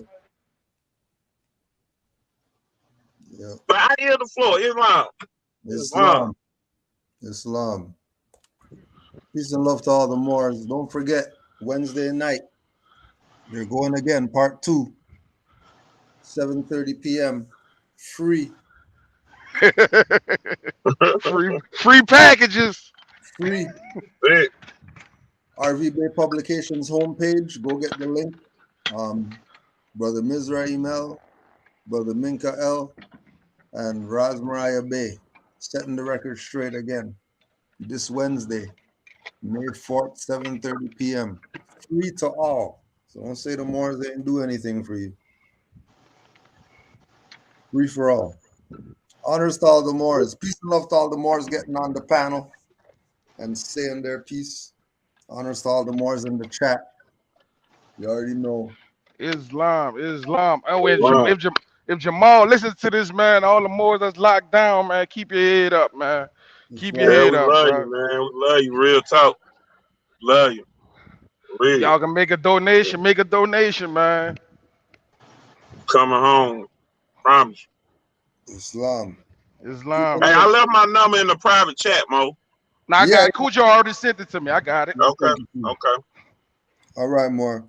All Peace and right, love, peace. more. All right, y'all be easy. Honors to the Islam. Prophet, Drew Ali. Honors to all the mothers worldwide. Supreme honors to the Prophet, Noble Drew Ali. And honors to all you Moors out there. Studying, and studying yourself. Islam. Islam. Peace.